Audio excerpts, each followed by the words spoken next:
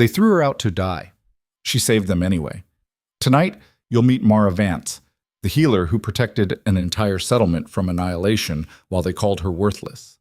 This is a story of betrayal, invisible sacrifice, and a woman who became a shield for people who wanted her gone. Stay until the end to see what happens when the rejected become irreplaceable.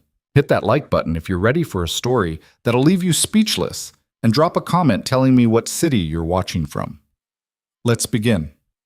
The wolves came at dusk. Not real wolves, those Mara could have handled with a poultice and a firm hand.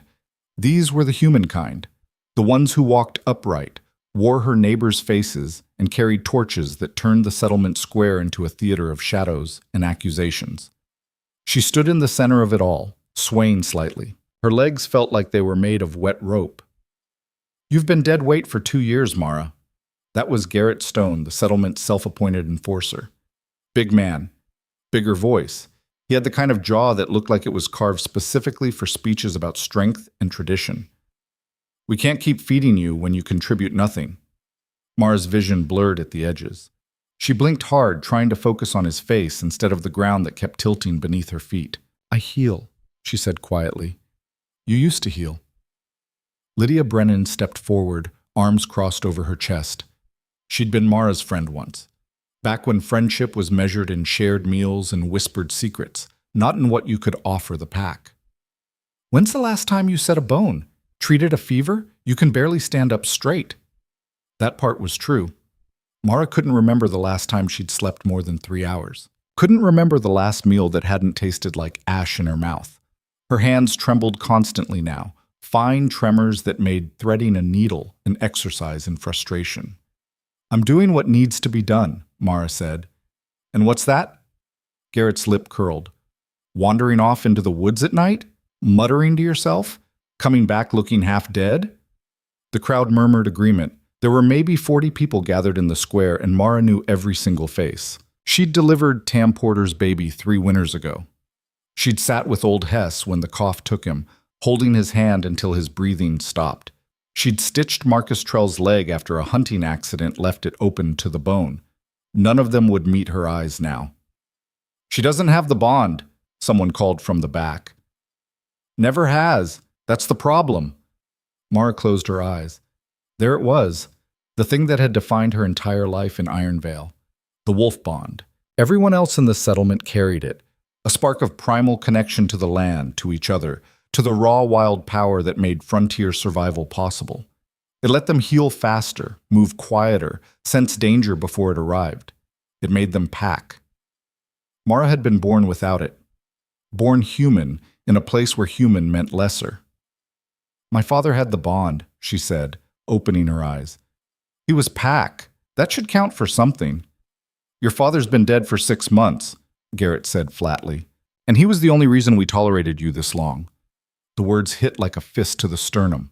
Mara's breath caught. 6 months. It had been 6 months since Samuel Vance collapsed in the fields, his heart giving out mid-swing of an axe. 6 months since Mara lost the only person who'd ever looked at her like she mattered, like she belonged. "He asked you to protect me," Mara whispered. "He asked us to let you stay as long as you pulled your weight." Garrett stepped closer, too close. Mara could smell the meat on his breath, the smoke in his clothes. "You're not pulling anything anymore except pity, and we're done with that. I'm protecting you." The words came out stronger than she'd intended, louder. Heads turned. Garrett laughed, short, sharp, mean. "From what? The only thing you protect is your own delusions."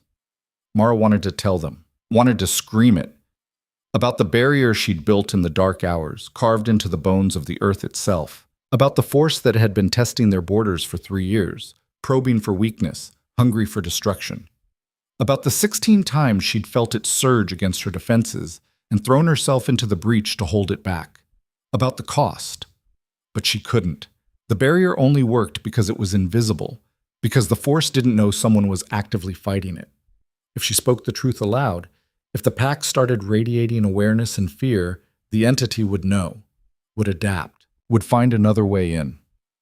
So Mara swallowed the truth and said nothing. "That's what I thought," Garrett said into her silence. He turned to address the crowd. "We vote. All in favor of exile? Hands went up, a forest of them. Mara counted. 28. More than 2/3 of the settlement. Opposed? 3 hands. Old Marcus, who still remembered the legs she'd saved. Young Pip, barely 13, who probably didn't understand what was happening. And Mara's heart clenched. Rhett called her.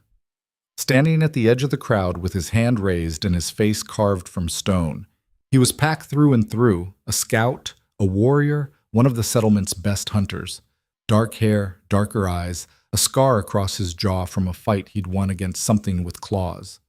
He'd never spoken to Mara directly. She'd treated him once, years ago, after a border skirmish left him with a knife wound in his side. He'd barely looked at her while she worked, but his hand was up. Motion passes, Garrett said. Mara Vance, you're no longer welcome in Ironvale.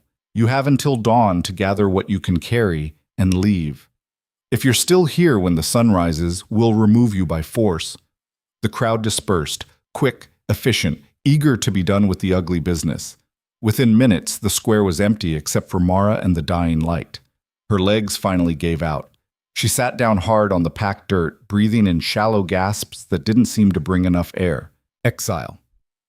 The word felt unreal, like something that happened to other people in other stories. She looked toward the edge of the settlement where the wooden walls met the forest. Beyond that perimeter was wilderness, true wilderness, the kind that killed soft things quickly. No shelter, no supplies. Winter was coming. She could smell it in the air, taste it in the wind. She'd be dead in a week. Mara. The voice made her flinch. She looked up to find Rhett Calder standing 5 feet away, half hidden in shadow. You shouldn't be here, she said. Her voice came out thin, breakable. You voted against them. That's already too much. They're wrong. Doesn't matter. It should. Rhett moved closer, crouching down so they were eye level. Up close, his face was harder than she remembered, all angles and old violence. But his eyes were careful, almost gentle. What are you really doing out there? He asked quietly. In the woods. At night. Mara's throat closed. She shook her head. I can't tell you. Can't or won't? Both. He studied her for a long moment. Then he reached into his jacket and pulled out a small bundle wrapped in oilcloth. He set it on the ground between them. Dried meat, fire starter, water purification tablets. It's not much, but it'll keep you alive for a few days. Mara stared at the bundle, then at him. Why? Rhett stood, brushing dirt from his knees. Your father once told me you were the strongest person he'd ever known. I didn't understand what he meant. Maybe I'm starting to. He walked away before she could respond, disappearing into the dark spaces between buildings. Mara sat alone in the square until full night fell. Then she pushed herself to her feet, picked up Rhett's bundle, and walked to the small cabin she'd shared with her father. It felt wrong being inside. Empty. Every surface held a memory. The table where they'd eaten breakfast, the chair where he'd taught her to read, the shelf where he'd kept his books on healing and herbcraft. She packed quickly. Clothes, supplies, her medicine kit, though she wasn't sure why. Out in the wild, alone, who would she treat? The last thing she took was her father's journal. Leather-bound, worn soft from years of handling. He'd kept notes on every patient, every remedy, every hard-won piece of knowledge. She couldn't leave it behind. Dawn came too fast and too slow, all at once. Mara stood at the settlement gates, looking back one last time. Somewhere behind those walls, people were waking up, making breakfast, planning their day. Safe. They didn't know it, but they were standing inside a miracle. A barrier woven from Mara's blood and bone and stubbornness, anchored so deep into the land that it had become part of the Earth's own structure. She could feel it now, a low hum at the base of her skull, a pressure behind her eyes. The force was out there, prowling the edges, testing for weakness. It always tested at dawn. Mara closed her eyes and reached for the barrier. It responded like a living thing, flowing through her consciousness, showing her the stress points, the thin places, the spots where reality wore a little thinner. There, northwest corner, a pressure building. She pulled power from somewhere deep inside herself, the place that didn't run on food or sleep or hope, and fed it into the barrier. The pressure eased. The force retreated. For now. Mara opened her eyes, the world spun, and she had to grab the gatepost to stay upright. Her hands came away bloody. She looked down. Her palms were bleeding, fine cracks in the skin, like dried earth. She wiped them on her pants and walked into the forest.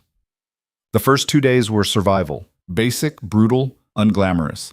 Mara found a small cave about 3 miles from Ironvale and claimed it as shelter. It wasn't much, barely deep enough to protect her from rain, too shallow to keep out the cold, but it was hidden by dense brush and faced away from the prevailing wind. She made a fire using Rhett's starter, rationed the dried meat, and tried to remember everything her father had taught her about living off the land. Water first. Always water. She found a stream a 1/4 mile east and tested it. Clear, cold, fast-moving. Probably safe, but she used the purification tablets anyway. Illness would kill her as surely as the cold. Food next. Early autumn meant berries, roots, nuts, if she could find them. She knew which mushrooms were safe, which plants could be eaten raw, which needed cooking. The knowledge was there, cataloged in her mind from years of study. Her body was the problem. Every movement felt like pushing through mud. Her muscles trembled with simple tasks. Gathering firewood left her breathless and shaking, but she didn't have a choice. So she pushed through it. On the 3rd day, the force came back. Mara felt it like a storm front rolling in. A weight in the air, a change in pressure that made her teeth ache. She was collecting water when it hit, and she dropped the canteen, falling to her knees in the stream. It wasn't attacking Ironvale, not directly. It was circling, probing, confused. The barrier was still holding, but something was wrong. Mara pressed her hands against the wet stones and reached out with that strange, desperate sense she'd developed over years of fighting something she couldn't see. The barrier was there. She could feel it, but it was unstable, flickering, because she wasn't close enough to maintain it. "No?" Mara whispered. "No, no, no." She'd hoped, that once the barrier was established, it would hold on its own. That she could walk away, and it would keep protecting Ironvale even without her presence. She'd been wrong. Distance weakened it. 3 miles wasn't far, but it was far enough. The barrier was starting to fray at the edges, thinning in the places where she'd woven it tightest. Mara dragged herself out of the stream and sat on the bank, dripping and shaking. She could go back. Could camp just outside the walls where the barrier would stay strong. But Garrett had said they'd remove her by force if she returned. And by force, from a pack of wolf-bonded warriors, meant violence. Meant blood. Could she risk that? Could she? The force surged. A massive pressure spike focused on Ironvale's northern perimeter. Testing. Mara gasped and threw everything she had into the barrier. Power flooded out of her. Not magic exactly, but something older and rawer. Will made manifest. Determination given form. The barrier held. Barely. The force retreated again, but this time Mara could feel its satisfaction. It was learning, understanding. It knew the barrier was weakening. Mara lay on her back in the wet grass, staring up at the sky. Blood was running from her nose, hot and copper-tasting. Her vision kept doubling, then tripling, then collapsing back to something resembling normal. She had a choice. Stay here, stay safe, and let the barrier fail. Let Ironvale die. Or go back. Risk everything. Keep fighting for people who'd thrown her away. The answer should have been obvious. Self-preservation was survival's first rule. But Mara thought about Tam Porter's baby, 5 years old now, bright-eyed and curious. About old Marcus and his kindness. About Pip, who'd probably voted against exile because he still believed people were fundamentally good. About all of them sleeping safe behind walls that only stood because she'd bled for them. "Damn it," Mara said to the empty sky. She got up and started walking back toward Ironvale.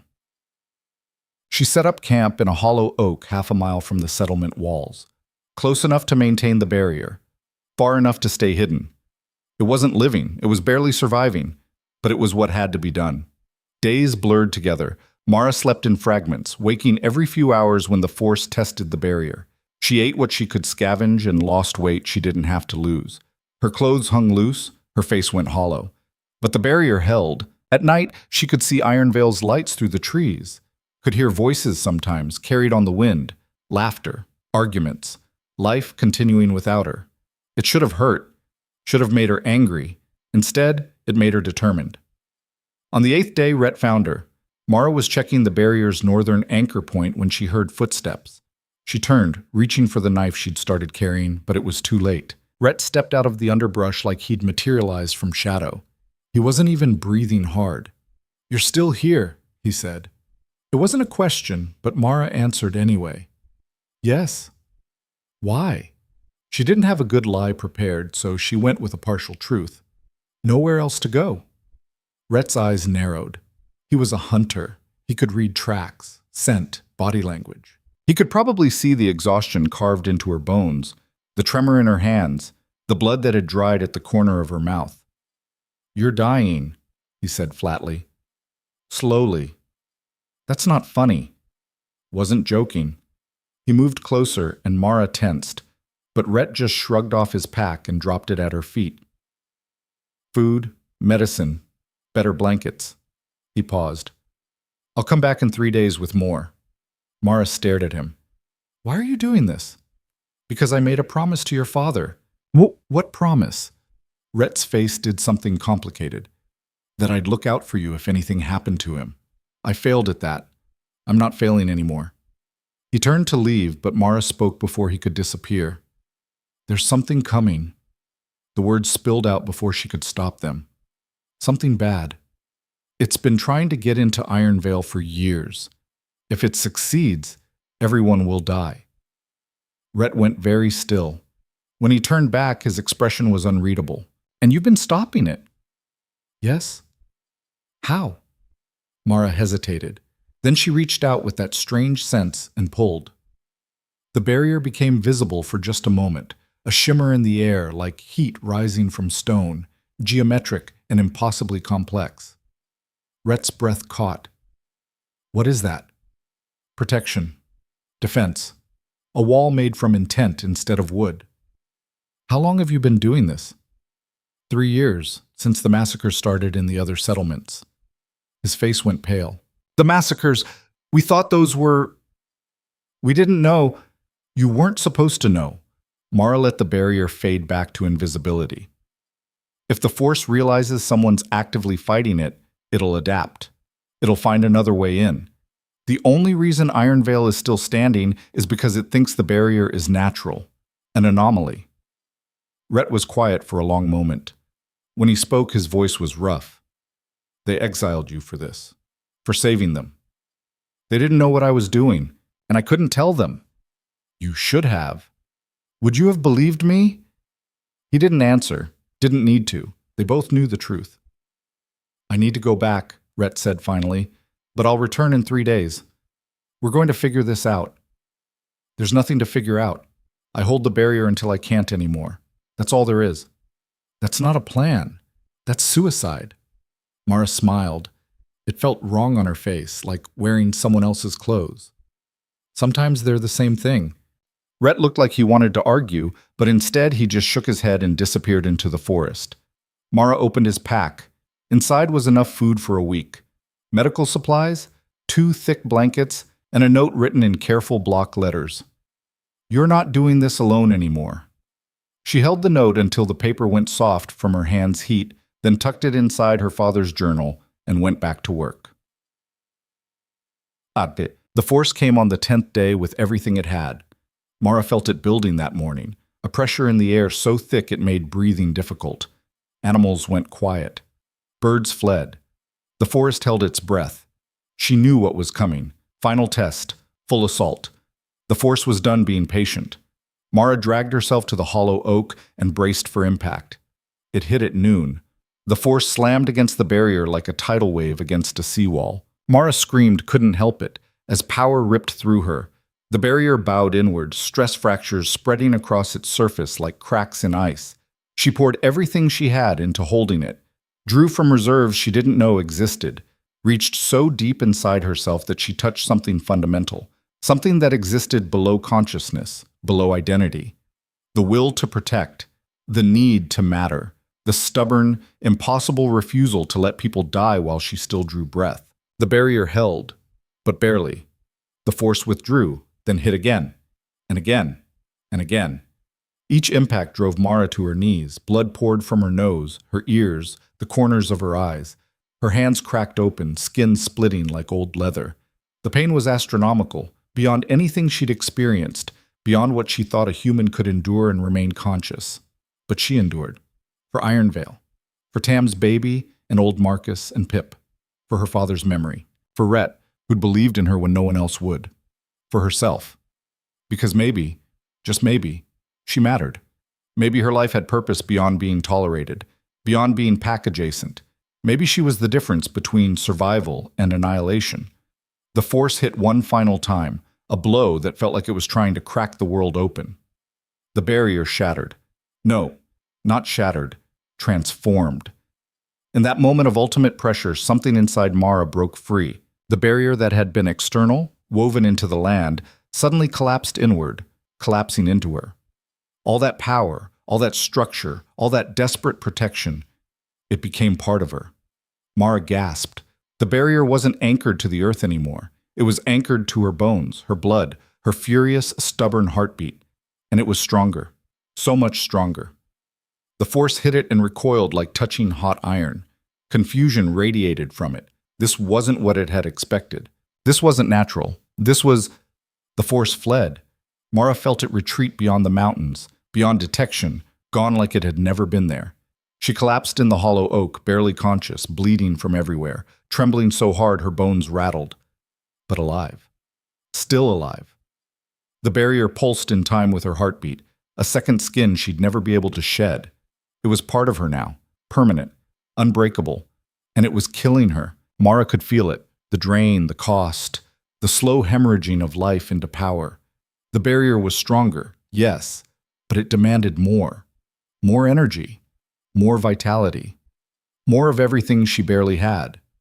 She'd bought Ironvale time, maybe weeks, maybe months, but the price was her life, measured in days. Mara closed her eyes and let the darkness take her.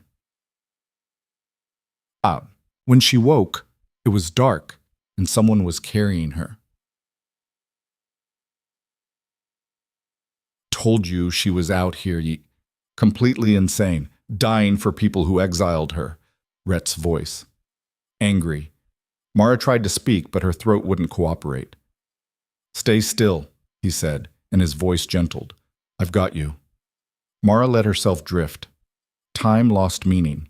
She surfaced occasionally, a glimpse of firelight, the taste of broth, the feeling of blankets being tucked around her shoulders. When she finally came fully awake, dawn was breaking, and she was lying in a bedroll inside a tent she didn't recognize. Rhett sat nearby, sharpening a knife. When he saw her eyes open, he set the blade aside. Welcome back. Mara's voice came out like gravel. Where are we? 3 miles west of Ironvale, abandoned logging camp. He handed her a canteen. Drink. She did, and the water was the best thing she'd ever tasted. How long was I out? 2 days. 2 days. Mara's chest tightened. The barrier. She needed to check the barrier. It's still there, Rhett said, reading her panic. I can feel it now, like pressure, warmth, something. He paused. What happened? Mara told him about the assault, the transformation, the cost. When she finished, Rhett's face was pale. You're going to die, he said quietly. Eventually. Mara, it's done, Rhett. I made the choice. The barrier is permanent now. Ironvale will be safe. And you'll be dead. And yes. Mara met his eyes. But I matter. For the first time in my life, I actually matter. That's worth something. Rhett looked like he wanted to hit something. Instead, he stood abruptly and walked to the tent entrance, staring out at the forest. There has to be another way, he said. There isn't. I won't accept that. You don't have a choice. He turned back and his expression was fierce.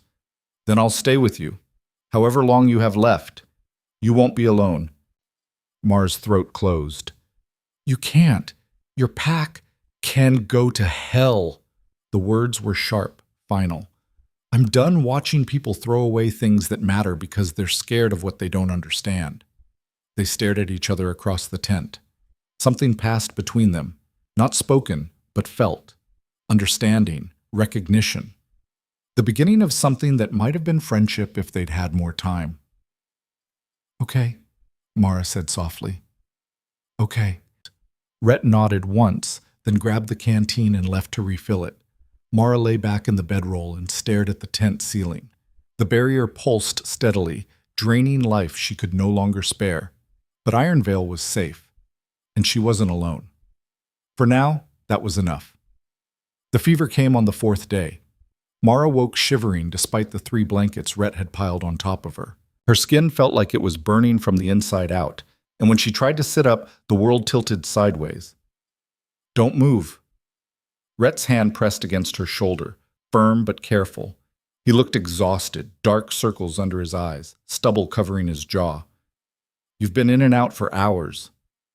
The barrier, Mara managed, still holding, I can feel it. He lifted a water skin to her lips. Drink. She did, though half of it dribbled down her chin. Her hands shook too badly to hold anything. Rhett set the skin aside and pressed the back of his hand to her forehead. His expression went grim. You're burning up. Just a fever. Just a fever, he repeated flatly. Your nose started bleeding again an hour ago. You're coughing up blood. Your hands... He stopped, jaw clenching. This isn't just a fever, Mara. She knew that. Could feel the barrier drinking her life like water down a drain. Every heartbeat fed it, every breath. The protection she'd anchored into her own body was cannibalizing her from the inside. How long? She asked quietly. Rhett looked away. I don't know. Guess. Mara, guess, Rhett. He was silent for a long moment. When he spoke, his voice was rough. Days. Maybe a week, if you're lucky. A week, 7 days, 168 hours.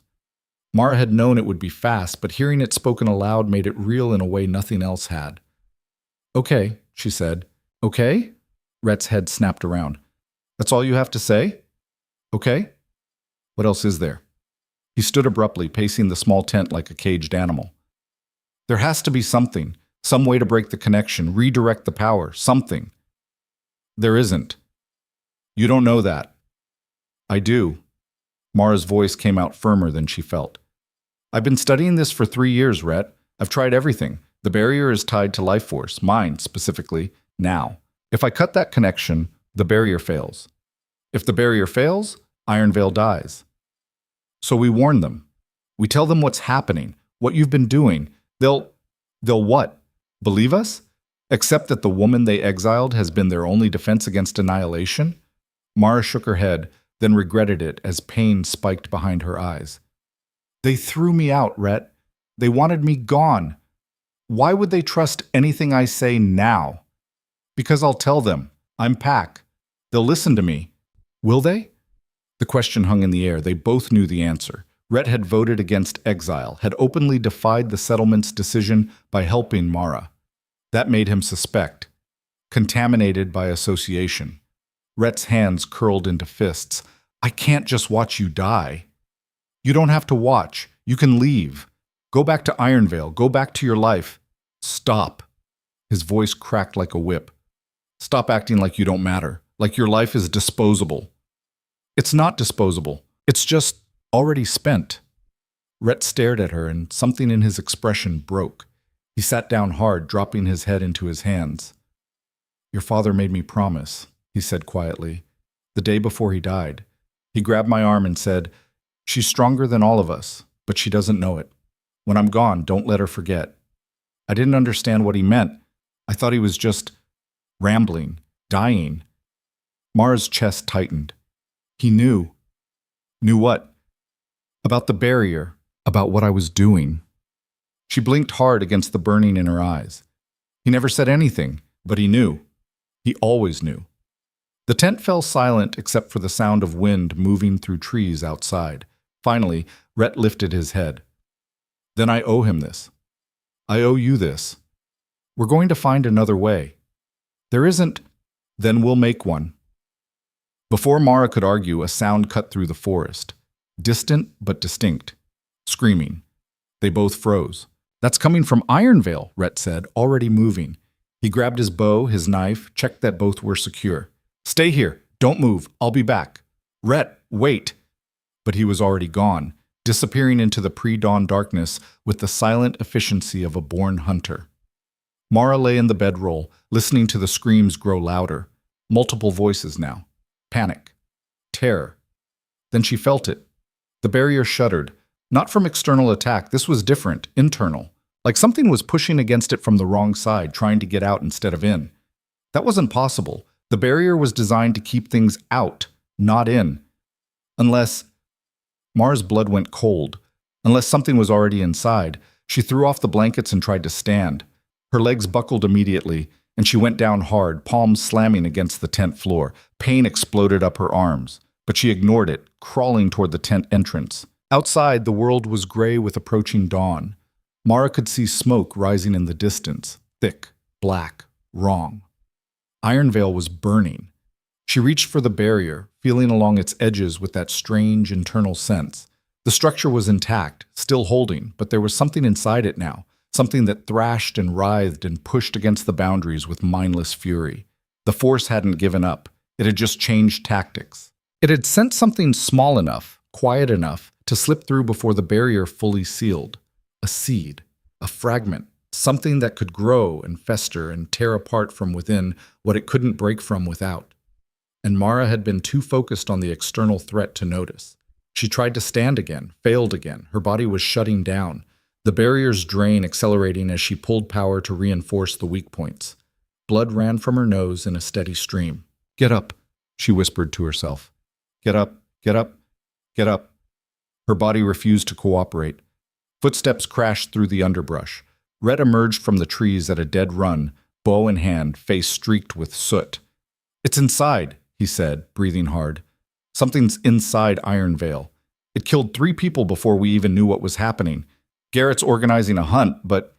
He stopped, taking in Mara's position on the ground. "What are you doing?"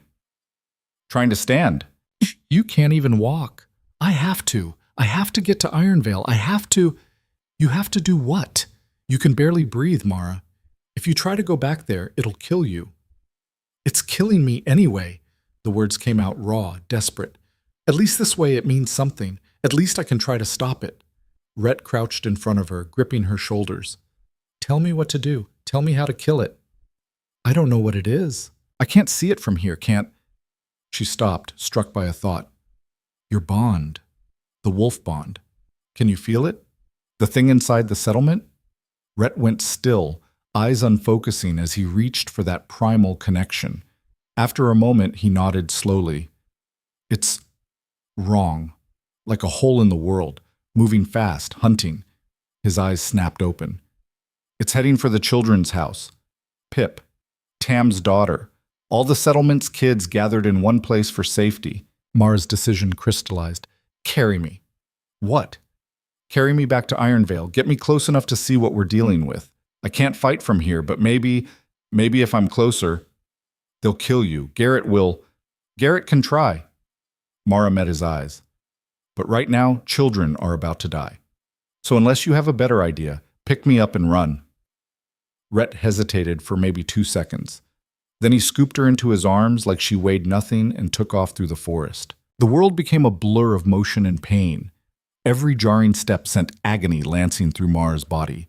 The barrier pulsed frantically, responding to her distress, drinking more life to compensate for the strain. But she held on. They burst out of the tree line 1/2 mile from Ironvale's walls. The settlement was chaos, people running, shouting, fires burning in 3 different locations. The gates stood open and Mara could see figures moving inside, hunting something she couldn't quite make out. "There," Rhett said, pointing with his chin. "Children's house. Eastern side." Mara looked. The building was intact but surrounded by armed settlers. Garrett stood at the front, along with a dozen other warriors. They'd formed a defensive perimeter, weapons drawn, facing inward, trapping whatever was inside with the children. "They're going to burn it," Mara realized with horror. "They're going to burn the building to kill it. They'd never..." "Look at Garrett's hands." Rhett looked. Garrett was holding a torch. "We have to get closer," Mara said. "I need to see it. Need to understand what it is." Rhett ran toward the settlement, staying low, using the smoke as cover. They made it to the wall before anyone noticed them. "Wait here," Rhett said, setting Mara down behind a supply cart. No. Mara grabbed his wrist. Together. We do this together. Something passed across his face. Surprise, maybe, or recognition. He nodded once, then helped her to her feet. She leaned heavily against him, most of her weight on his shoulders, but she could stand. That would have to be enough. They moved along the wall toward the children's house. The closer they got, the more Mara could feel the wrongness Rhett had described. It was like a void in reality, a space where natural law bent and broke. And it was feeding. She could feel it through the barrier, consuming life force, growing stronger with each passing moment. It had already killed. Would kill again. Unless she stopped it. They reached the edge of the defensive perimeter just as Garrett raised the torch. "Wait!" Rhett's voice cut through the chaos. "Don't!" Every head turned. Garrett's eyes went wide, then narrow. Calder, what the hell are you doing here, and why? He stopped, seeing Mara. His face went purple with rage. You brought her back? After everything? She can stop it, Rhett said. Whatever's inside, she can stop it. The only thing she can do is die quietly, which she should have done weeks ago. The words hit like fists, but Mara was past caring about Garrett's opinion. She was looking at the children's house, reaching out with everything she had. There, in the main room. A mass of shadow and hunger, roughly man-sized, coiled around itself like a snake preparing to strike. And surrounding it, pressed against the walls in terror, were 11 children. Mara could see them through the barrier somehow, not with her eyes, but with that strange sense that let her perceive the thing she'd built. Pip was there, clutching a smaller girl. Tam's daughter stood frozen near the window. Others she recognized. Others she didn't. All of them seconds from death. Put down the torch, Mara said. Her voice came out stronger than she felt. If you burn that building, you'll kill them all. Better that than let this thing escape, Garrett shot back. We contain it now or lose the whole settlement. You can't contain it. Fire won't kill it. It's not physical, not entirely. It's a fragment of the force that's been trying to destroy you for 3 years. Garrett laughed, sharp, mean. Listen to yourself. The force. You sound insane. She's telling the truth. Rhett stepped forward, putting himself between Garrett and Mara. I've seen what she's been doing, the barrier she's built. She's the only reason Ironvale is still standing. The only reason we need a barrier is probably because she brought this thing here in the first place. Exile her, and our problems go away. You exiled me 10 days ago, Mara said quietly. Your problems got worse. That landed. Garrett's jaw worked, but he couldn't argue with the timeline. Lydia Brennan pushed through the crowd, her face pale. My son is in there, she said, voice shaking. Jake is in there. If you burn it, if you... She couldn't finish, didn't need to. Garrett looked torn. Finally, he lowered the torch. Fine. You've got one chance. Kill it, contain it, do whatever you're going to do. But if this fails, Calder, you burn with her. Rhett's hand went to his knife. Try it. The tension ratcheted so high it felt like the air might crack. Then Mara spoke. I need to get inside, close enough to touch it. That's suicide, Rhett said. Probably, but it's the only way. She didn't wait for permission, didn't have the strength for arguments. She just started walking toward the children's house, one agonizing step at a time. Her legs shook. Blood ran freely from her nose, her ears, the corners of her eyes. The world kept graying out at the edges, and she had to stop twice to keep from collapsing. But she made it to the door. Inside, the wrongness was overwhelming. The fragment had grown, feeding on fear and life force, pulling itself into something approaching coherent form. It looked almost human now, if humans were made of shadow and emptiness and the spaces between screams. The children saw Mara and recoiled. To them, she probably looked like death walking, blood-covered, skeletal, swaying like a corpse on strings. It's okay, Mara said, though her voice was barely a whisper. It's going to be okay. The shadow thing turned toward her. No eyes, no face, but she felt its attention like weight. Hungry. It lunged. Mara threw up her hand and the barrier responded, condensing around her like armor. The fragment hit it and recoiled, shrieking with a sound that existed below hearing, felt in the bones. But it was strong, stronger than it should have been. It had fed well. It circled, looking for weakness. and Mara tracked it with that strange internal sight. The barrier was holding, but barely. Every second drained more life, more strength. She was dying faster now, could feel systems shutting down, organs failing. Minutes, maybe, not hours, which meant she had to end this fast. The fragment lunged again, and this time Mara didn't just block. She grabbed. Not with her hands, with the barrier itself. She wrapped it around the shadow thing like a fist closing, containing it, crushing it, pulling it away from the children and toward herself. The fragment fought, thrashed, tried to tear free. Mara held on. Pain exploded through her body as the thing clawed at the barrier, at her trying to find a way through. It was smart enough to recognize that she was the anchor, the source. Kill her, and the barrier would fail. But Mara had spent 3 years learning how to fight through pain, how to endure past breaking. She pulled harder. The fragment shrieked again, and this time the sound was fear. Mara smiled, blood on her teeth, blood in her eyes, blood everywhere. "You shouldn't have come inside," she whispered. She collapsed the barrier inward with everything she had left. The fragment imploded, crushed down, compressed, squeezed into nothing by the same force that had kept it out for so long. It fought until the last second, then simply ceased. Silence flooded the room. Mara stood swaying, the barrier still wrapped around empty air where the fragment had been. The children stared at her with wide, terrified eyes. Then her legs gave out and she went down hard. The last thing she saw before darkness took her was Pip running forward, small hands reaching out, and Rhett bursting through the door with his knife drawn, scanning for threats that no longer existed. The last thing she heard was Lydia's voice, broken and raw. "What have we done?" Then nothing. When consciousness returned, it came in fragments. Voices arguing, Rhett's sharp with fury, Garrett's defensive, others she didn't recognize. "Saved them, and you want to throw her back out? Don't know what she is, what she's become. My son would be dead. All our children would be dead." Mara tried to open her eyes, failed, tried again. The world swam into focus slowly, like surfacing from deep water. She was in a bed, a real bed, with clean sheets and a pillow. Not her old cabin, somewhere else. The room was small but well kept, and morning light streamed through a window. Rhett sat in a chair beside the bed, head in his hands. He looked like he hadn't slept. "How long?" Mara's voice came out like sandpaper. His head snapped up. Relief flooded his face, followed quickly by something harder. 2 days. 2 days. Mara did the math. Her week was more than half gone. The children? Safe. All of them. Not a scratch. He paused. "Jake Brennan keeps asking about you. Wants to thank the Blood Lady." Despite everything, Mara almost smiled. Blood Lady. That's accurate. Rhett didn't smile back.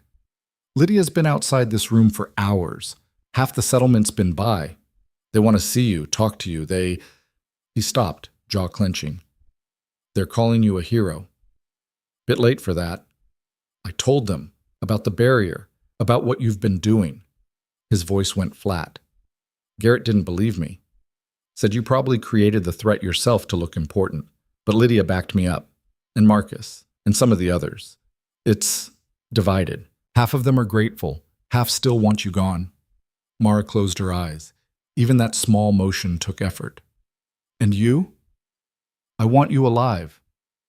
That's not one of the options anymore. Make it one." She opened her eyes, looked at him, really looked, saw the exhaustion, the desperation, the fierce determination that wouldn't accept defeat. "I'm dying, Rhett. The barrier is tied to my life. I don't have—" The door burst open. Garrett stood in the doorway, torch in hand again, face twisted with rage. "Enough!" he snarled. "Enough of this. You brought evil here. You poisoned our home. You die now, and we cleanse this place of your corruption." Rhett was on his feet instantly, knife drawn. "Back off, Garrett." "Move aside, Calder." "Make me." They faced each other, two predators ready to tear each other apart. The room held its breath. Then Lydia Brennan stepped into the doorway behind Garrett, and she wasn't alone. Marcus was with her. Tam, a dozen others, all of them armed. "Lower the torch," Lydia said quietly. or we lower you." Garrett spun, eyes wide. "You're defending her after what she saved my son? After what she's been doing for years while we called her useless?" Lydia's voice shook. "My Jake would be dead, Garrett. Your niece would be dead. Every child in that house would be ash because of that thing. That thing she's been fighting while we threw her away." "You don't know." "I know enough." Tam stepped forward. "My daughter is 5 years old. She's alive because of Mara. That's all I need to know." The crowd behind them murmured agreement.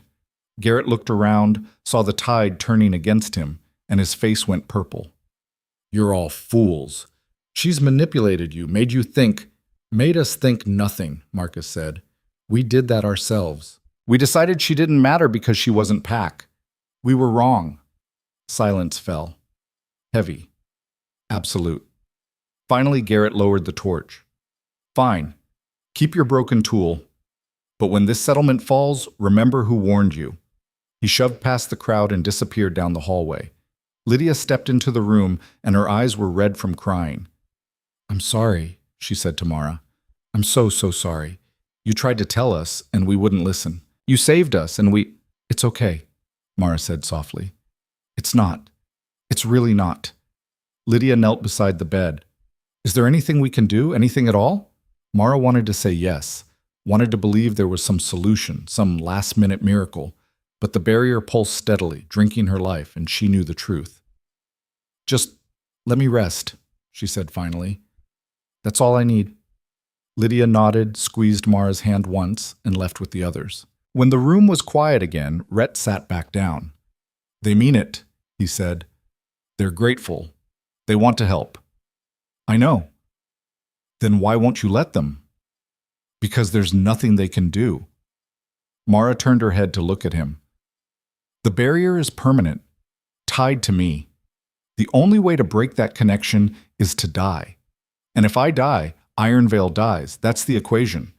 No amount of gratitude changes the math." Rhett was quiet for a long time. Then, "What if you left?" "What?" "What if you left Iron Veil, went somewhere else? If the barrier is tied to you instead of the land, it should move with you, right?" Mara's breath caught. She hadn't thought of that, hadn't considered that the barrier might be portable now that it was anchored to her instead of the earth. Could she leave? Take the protection with her? Free herself from a settlement that had only accepted her when they had no other choice? The idea was intoxicating, dangerous, impossible. "It might not work," she said slowly. "The barrier was designed to protect Iron Veil specifically. If I leave, it might collapse. Or it might not. We don't know until we try. And if it fails, if I walk away and the force comes back, then they'll have to defend themselves like every other settlement." Mara stared at him. "You'd let them die? I'd let you live." His voice was fierce. "They made their choice, Mara. They threw you away. You don't owe them anything else." Part of her agreed. The angry, bitter part that remembered exile, remembered being called worthless, remembered walking into the wilderness to die alone. But another part, the part that sounded like her father, whispered different truths. You matter because you choose to matter, because you protect people even when they don't deserve it. That's what makes you strong. "I can't," she said finally. "I can't risk it. Not yet." Rhett's face fell, but he nodded. "Then we find another way. We have to." Outside, the sun was setting. Mara could feel the barrier shift with the changing light, recalibrating, adjusting. It was part of her now, as much as her heartbeat, her breathing, and it was killing her. 4 days left, maybe 5. Not enough time to find answers, but maybe enough time to make peace with the questions. "Rhett," she said quietly, "if I don't make it, don't. If I don't, tell them the truth. All of it. Make sure they understand what was kept from them, what the cost was. You'll tell them yourself." Mara closed her eyes. She wanted to believe that, wanted to have faith in impossible solutions, but faith wouldn't hold the barrier. Only she could do that. And time was running out, and time was running out. Mara woke on the 3rd morning to find Rhett gone and a stranger sitting in his chair. The woman was older, maybe 50, with gray-streaked hair pulled back in a severe braid and eyes that looked like they'd seen too much. She wore traveling leathers, scarred and patched, and a necklace of what appeared to be carved bone. "You're awake," the woman said. Not a question. Mara tried to sit up, failed. Her body felt like it was made of lead and broken glass. "Who are you?" "Name's Vera Cross. I'm a seeker." She leaned forward, studying Mara with unsettling intensity. "I track things. Lost people mostly. Sometimes lost causes. Your friend Rhett sent word 3 days ago that there was something here worth finding." "I'm not lost." "No, you're dying." Vera's tone was matter-of-fact. "But dying interesting. The whole settlement's buzzing about the blood healer who saved the children. Some calling you saint, some calling you demon. Neither's quite right, are they?" Mara's throat was dry. She reached for the water on the bedside table, but her hand shook too badly. Vera stood and helped her drink without being asked. "Thank you." "Don't thank me yet." Vera sat back down. "I've been tracking the massacres, following the pattern. 23 settlements wiped out in the last 4 years, all along the frontier. Everyone just gone. Buildings intact, supplies untouched, but every living thing dead." Mara's stomach dropped. 23? That you know about are the tip. I found evidence of at least 40. Vera's expression was grim. Whatever's doing this is methodical, strategic. It's not random violence, it's extermination. "The Force," Mara whispered. "So you know about it." Vera pulled out a worn journal, flipped it open. "I've been calling it the Hollow, because that's what it leaves behind. Hollow places. Hollow people, on the rare occasions anyone survives long enough to describe it." She paused. "But you've been fighting it." "How?" Mara explained, haltingly at first, then faster, as Vera's sharp questions drew out details she hadn't even realized she knew. The barrier's construction, the anchor points, the way it responded to intent and will, the transformation when the Force's final assault had driven it inside her. Vera listened without interrupting, taking notes in quick, efficient shorthand. When Mara finished, Vera was quiet for a long moment. "You're an idiot," she said finally. Mara blinked. "Excuse me?" "Anchoring it to yourself. Brilliant tactically, catastrophically stupid strategically." Vera tapped her journal.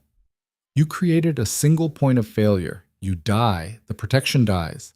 That's not a solution. That's a timer. I didn't have another choice. There's always another choice. You just didn't know about it."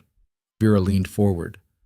"The Hollow isn't unique. It's not the only entity hunting the frontier. There are others, older things, stranger things, things that were here long before humans decided to build settlements in their territory." Mara's head was spinning.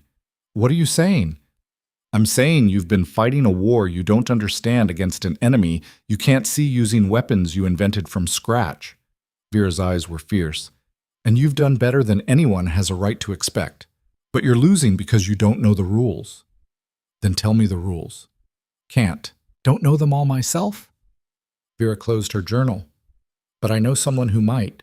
Problem is, she's 3 weeks' travel from here, and you've got—" She glanced at Mara's trembling hands, the blood crusted at her hairline, the way breathing seemed to take visible effort. "Days. Maybe." "Then why are you telling me this?" "Because dying informed is better than dying ignorant, and because—" Vera stopped, seeming to choose her words carefully. "Because there's a chance. Small. Probably won't work. But a chance."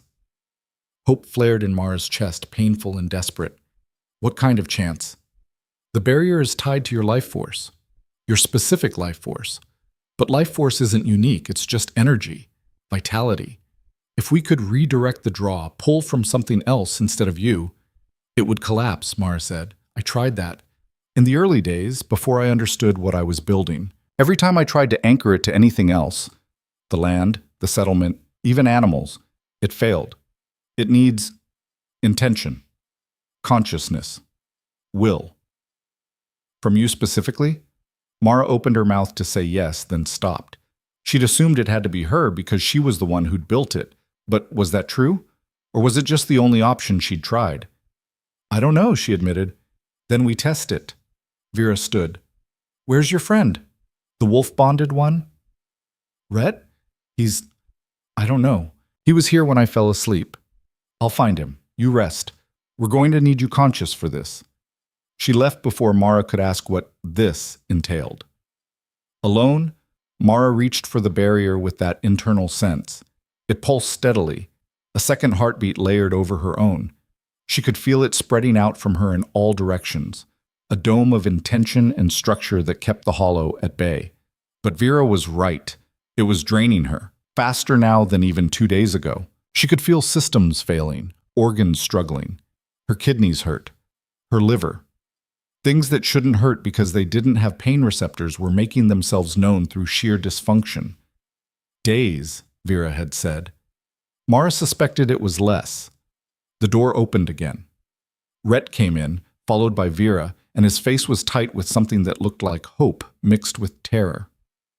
She told me, he said, about the redirection. It might not work, Mara said quickly. It probably won't work. I've never been able to— You've never tried it with someone wolf-bonded, Vera interrupted. The bond is its own kind of power, its own connection to the land. If we can link that to the barrier, use the pack's collective strength instead of yours alone. It could kill them, Mara said flatly. The drain is significant. It would pull from everyone bonded. The young, the old, the sick. They'd all feel it. Better than one person dying for certain, Rhett said. You don't speak for the whole pack. Then let's ask them. Mara stared at him. You can't be serious. Why not? They know what you've done now. They know what it's cost. Let them choose if they want to help shoulder that cost. Garrett will never agree. Garrett doesn't speak for everyone. Rhett's jaw set. We put it to a vote. Democracy. The thing they're always claiming makes us better than the wildlands. Vera was watching them both with sharp interest. The boy's right. Give them the choice. If they say no, you're no worse off than you are now. If they say yes, I'm binding them to a burden that could last years, decades, a constant drain on their strength. Mara shook her head. That's not fair. You dying for them wasn't fair either, Rhett said quietly. But you did it anyway. Maybe it's time to let them return the favor. The argument was persuasive, too persuasive. Mara wanted to say yes so badly it frightened her. I need to think, she said. Think fast, Vera said, because I'd give you 2 days before your heart stops. 3 if you're stubborn. She left again, and Rhett pulled the chair close to the bed. What's there to think about? He asked. Everything, the ethics of it, the mechanics, whether it's even possible. Mara closed her eyes. What if I bind them to this and it doesn't save me? What if I just drag them down with me? What if you don't and you die tomorrow? Then I die. That's not new information, Rhett. I've been dying since I built the barrier. But you don't have to. His hand found hers, careful around the cracked skin and dried blood. Let us help. Let me help. Mara looked at their joined hands. His were scarred from years of fighting, calloused from weapons work. Hers were falling apart, skin splitting like old leather, bones visible in places. Why? She asked quietly. Why do you care so much? Rhett was silent for a long moment. When he spoke, his voice was rough. Because I was there the day your father died. I was hunting nearby, heard him fall, got to him before anyone else. He paused. He was still conscious, knew he was dying, and the first thing he said, the only thing he cared about, was you. Don't let her think she's worthless, he told me. Don't let her believe what they say. She's worth 100 of us. Mara's chest tightened. I didn't understand it then. Thought he was just, dying sentiment. But then I watched you walk into exile without fighting back. Watched you nearly die, protecting people who'd thrown you away. Started to see what he meant. Rhett's grip tightened. You're the strongest person I've ever met, Mara, and I'll be damned if I watch you die because you don't think you deserve to be saved. Tears burned in Mara's eyes. She blinked them back, but they came anyway. Okay, she whispered. Okay, we try. Relief flooded Rhett's face. He stood, squeezed her hand once more, and headed for the door. I'll call the assembly. Get everyone together. He paused at the threshold. This is going to work. You don't know that. I know you. That's enough. He left, and Mara was alone with the barrier and the steady countdown of her failing heart. 2 days. Maybe 3. She'd better make them count. The assembly was chaos. They'd gathered in the settlement square, the same place Mara had been exiled from 2 weeks ago. The same place she'd stood while hands went up to vote her out. Now those same people crowded together, arguing, shouting, demanding answers. Vera had helped Mara to her feet and half-carried her to a chair someone had placed in the center of the square. Sitting took most of her remaining strength. Rhett stood beside her like a guard, face carved from stone. Garrett was already shouting, "This is insane! You want us to bind ourselves to her? To some mystical barrier we can't even see?" "It's real," Marcus said from the crowd. "I felt it. When the thing attacked the children's house, there was a presence, protection. That could have been anything. Her, the building, pure luck." "It was the barrier," Mara said quietly. The crowd fell silent. All eyes turned to her. She looked terrible, knew she did. Blood still crusted in her hair, skin gray, hands trembling, but she met their stares without flinching. "The barrier is real," she continued. "I built it 3 years ago when I realized the Hollow, the force-killing settlements, was coming for us. I've maintained it ever since. It's the only reason you're alive." "Prove it," Garrett said. Mara reached for the barrier and pulled. It shimmered into visibility, geometric patterns of light and intention spreading across the sky like a dome, anchored to her heart, pulsing with each beat. The crowd gasped. Some stepped back. Others moved forward, reaching up as if to touch it. "It's beautiful," Lydia whispered. "It's killing me," Mara said, and let the barrier fade back to invisibility. "Every second it exists, it drains my life. I have days left, maybe less, but there's a chance, a small one, that we can redirect that drain, spread it across the entire pack instead of me alone." "Absolutely not," Garrett said immediately. "We're not going to—" "Let her finish," Tam interrupted. "We voted her out once without listening. I won't make that mistake again." Garrett's face went purple, but he shut up. Mara continued. "If this works, you'll feel a pull, a constant, low-level drain on your strength, not enough to cripple you, but enough to notice. It will never stop as long as the barrier stands, as long as the Hollow exists." "And if it doesn't work," someone called from the back, "then I die. Probably tonight. And the barrier falls with me, and the Hollow comes." Mara's voice was steady. "I've seen what it does. I've tracked it through information Vera collected. It leaves nothing alive, not adults, not children, not animals, just empty buildings and silence." The crowd shifted uncomfortably. "Why should we trust you?" Garrett asked. "You could be lying about all of this, creating threats to make yourself necessary." "Then explain the children's house," Rhett said, voice hard. "Explain the thing that killed 3 people before Mara destroyed it. Explain why 23 other settlements are ghost towns. Coincidence, bad luck, raiders—" "Raiders don't leave supplies behind," Vera said, stepping forward. "Raiders don't kill everything and vanish without taking anything. I've been tracking this for 2 years. It's not human. It's not natural. And it's getting stronger." Silence fell again. Heavy. Uncertain. Finally, old Marcus spoke up. "I say we vote, just like we did for the exile. All in favor of helping Mara, of accepting the bond, raise your hands." Hands went up, more than Mara expected. Lydia's, Tam's, Marcus's, at least 20 others. But not enough. Not a majority. "Opposed?" More hands, Garrett's first, followed by his supporters. Maybe 25. The crowd was split almost down the middle. "We need a majority," Garrett said, satisfaction creeping into his voice. "Clear majority. That means you're idiots," Vera said flatly. "But it's your funeral, literally." She turned and started to walk away. Mara felt hope drain out of her like water from a broken cup. She'd tried. They'd tried. But fear and suspicion ran too deep. Then a small voice spoke up. "I vote yes." Everyone turned. Pip stood near the front of the crowd, hand raised high. "You're 13, Garrett said dismissively. "You don't get a vote." "Why not? I'm Pac. I'm bonded. The thing tried to kill me and she stopped it." Pip's voice shook but didn't break. "I vote yes." Another voice joined in. A young woman Mara recognized as one of the hunters. I vote yes too. Then another, and another. The tide was turning.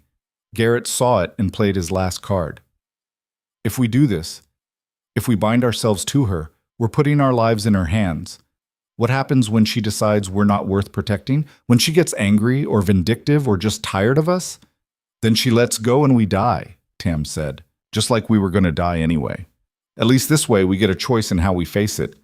This is madness. This is survival, Lydia interrupted, which is what we've always done. Whatever it takes. The vote was called again. This time, the hands for yes outnumbered no by a clear margin.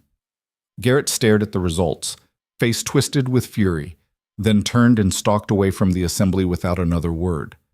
Rhett looked at Mara. It passed. We do this.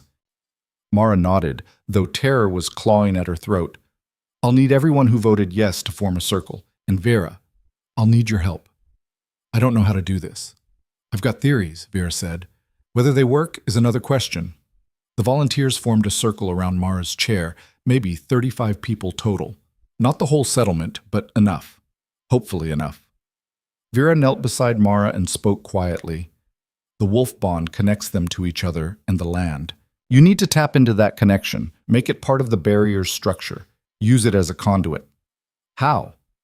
Hell if I know. I'm a tracker, not a mystic. You're the one who built an impossible shield out of willpower and stubbornness. Figure it out. Not exactly encouraging, but Mara didn't have better options. She closed her eyes and reached for the barrier. It responded immediately, flooding her awareness with sensation and structure. She could feel every anchor point, every stress line, every place where the hollow had tested and failed. And underneath it all, she could feel the drain, the constant pull of power from her life into the barrier's sustenance. Now she needed to redirect that pull. Mara reached outward with that strange sense, feeling for the pack's bonds. They were there, threads of connection between every wolf-bonded person in the circle, linking them to each other and the land in ways that went beyond normal perception. She touched one thread carefully. Rhett's. It thrummed with strength and determination, and something else, something warm and fierce that made her chest ache. This is going to hurt, she said aloud. I'm sorry. Then she grabbed the thread and pulled it into the barrier's structure. Rhett gasped, stumbling. Around the circle, others cried out as Mara's intention rippled through the pack bond like lightning through water. She wove faster, pulling thread after thread, incorporating the wolf bond into the barrier's foundation. It resisted. The pack bond wasn't designed for this, wasn't meant to carry this kind of power. But Mara forced it anyway, because she had to. Because the alternative was death. The barrier shifted, groaned, began to pull from the pack instead of her. Relief flooded through Mara as the drain lessened. Not gone, but reduced. Shared among dozens instead of concentrated in one. She could breathe again. Then someone screamed. Mara's eyes snapped open. One of the volunteers, a young man she didn't know, was on his knees, blood pouring from his nose, eyes rolled back. Stop, Rhett said. Mara, you have to stop. It's too much for him. But Mara couldn't stop. The redirection was incomplete, unstable. If she let go now, the whole thing would collapse, and the backlash would kill everyone in the circle. She had to finish. Mara pushed harder, weaving faster, pulling the final threads into place. The young man's screams cut off abruptly as he collapsed. Around the circle, others wavered. Some fell, but most held on. And finally, the barrier locked into place with a sensation like a door slamming shut. The drain vanished from Mara entirely. She gasped, lungs filling with air that didn't hurt. Her heart steadied. The fog in her mind cleared. Around the circle, people were sitting down hard, breathing like they'd run miles. But they were alive, conscious, except for the young man. He lay motionless on the ground. Lydia rushed to him, checking his pulse. Her face went pale. He's dead. The words hit like stones. Mara stared at the body, horror rising in her throat. No, I didn't mean... You killed him, Garrett said, appearing at the edge of the circle. His voice was quiet, venomous. You killed him with your cursed barrier. It was an accident, Rhett said, moving to stand between them. The barrier wasn't designed for this. We knew there were risks. You knew. She knew. Did he know? Garrett pointed at the body. Did anyone tell Daniel that volunteering might kill him? Silence. Damning silence. Because they hadn't. Mara had warned about the drain, about the constant pull, but she hadn't thought it could be lethal. This is what happens when you trust outsiders, Garrett said to the crowd. When you let the unbonded play with forces they don't understand. He was Pac. He was ours. And she killed him. People were nodding. Even some who'd voted yes were looking at Mara with horror now. It was an accident, Mara said, but her voice sounded hollow even to herself. Accidents still have consequences. Garrett's eyes were cold. You're not a hero. You're a killer. And you need to leave before you murder anyone else. The barrier's stable now, Vera said, stepping forward. The risk is past. It won't happen again. You don't know that. Neither does she.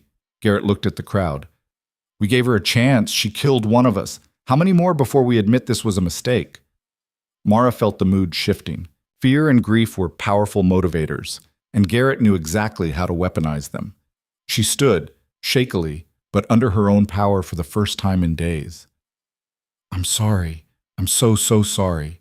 If you'd known, you would have done it anyway, Garrett said.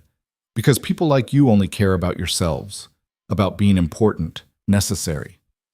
The words cut deeper than they should have, because part of Mara wondered if he was right.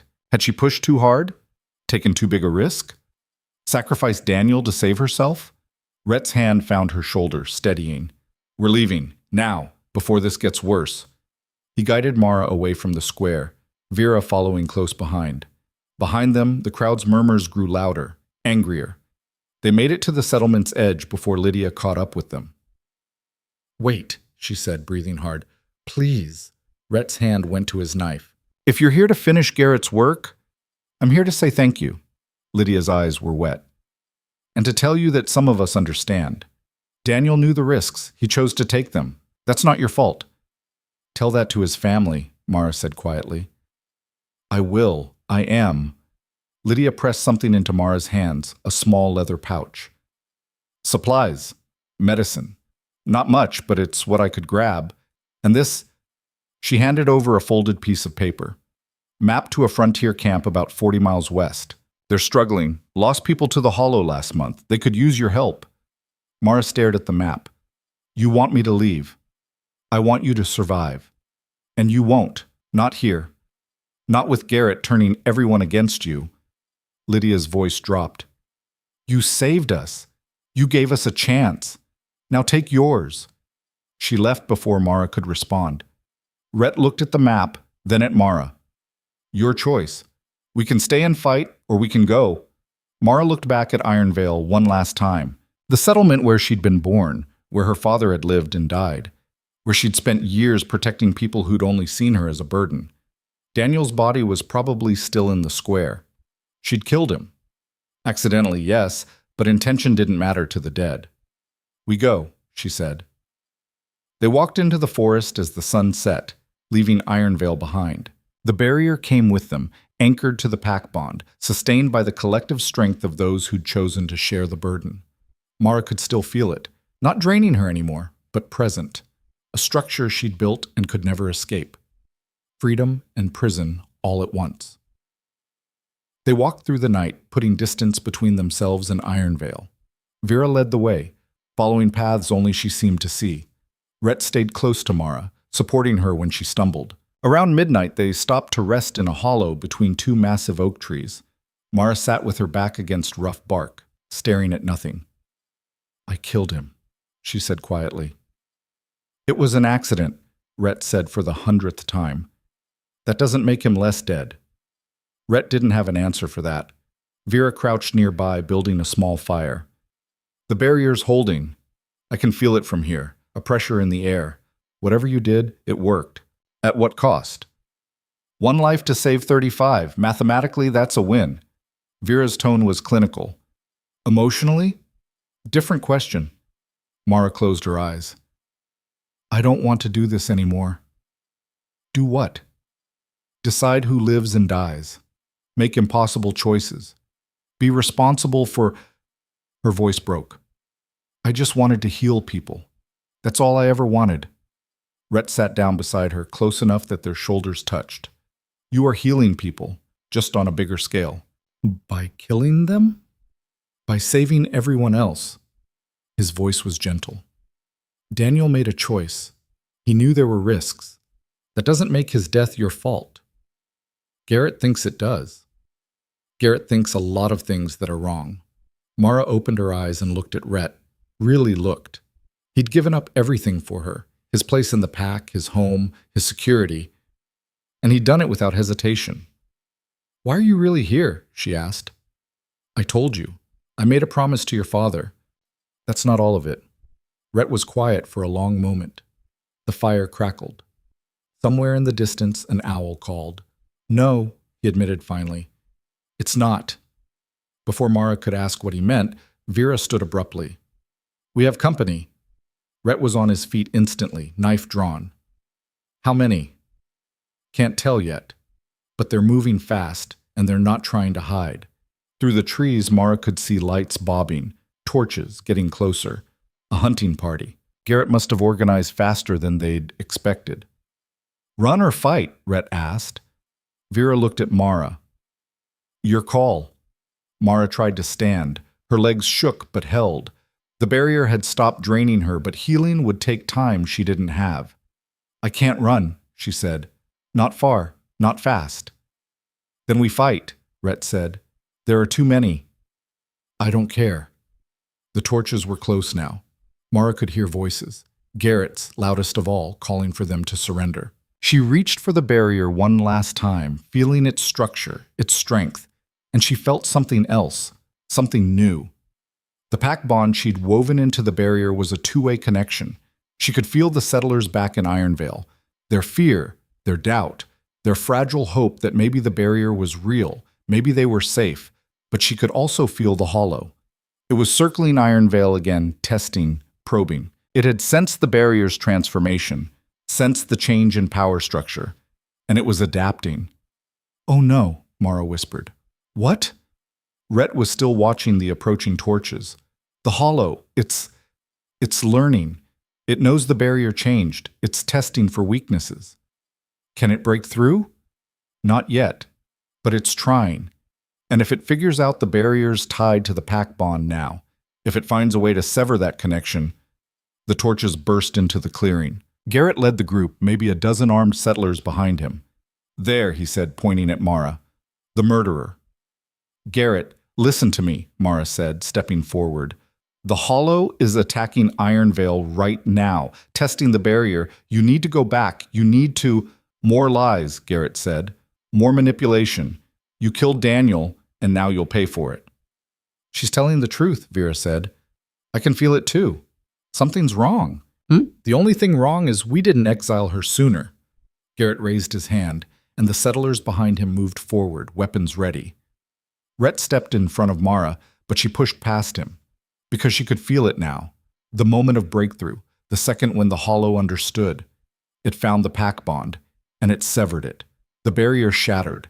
Mara screamed as power backlashed through her, through everyone connected to the bond. In Ironvale, people would be collapsing, dying, maybe. And the hollow was pouring through the gap like water through a broken dam. No, Mara gasped, falling to her knees. No, no, no! Garrett's face went pale. Even he could feel it, the wrongness flooding into Ironvale, the death that was coming. What did you do? He whispered. What you made me do, Mara said, and reached for the barrier one final time.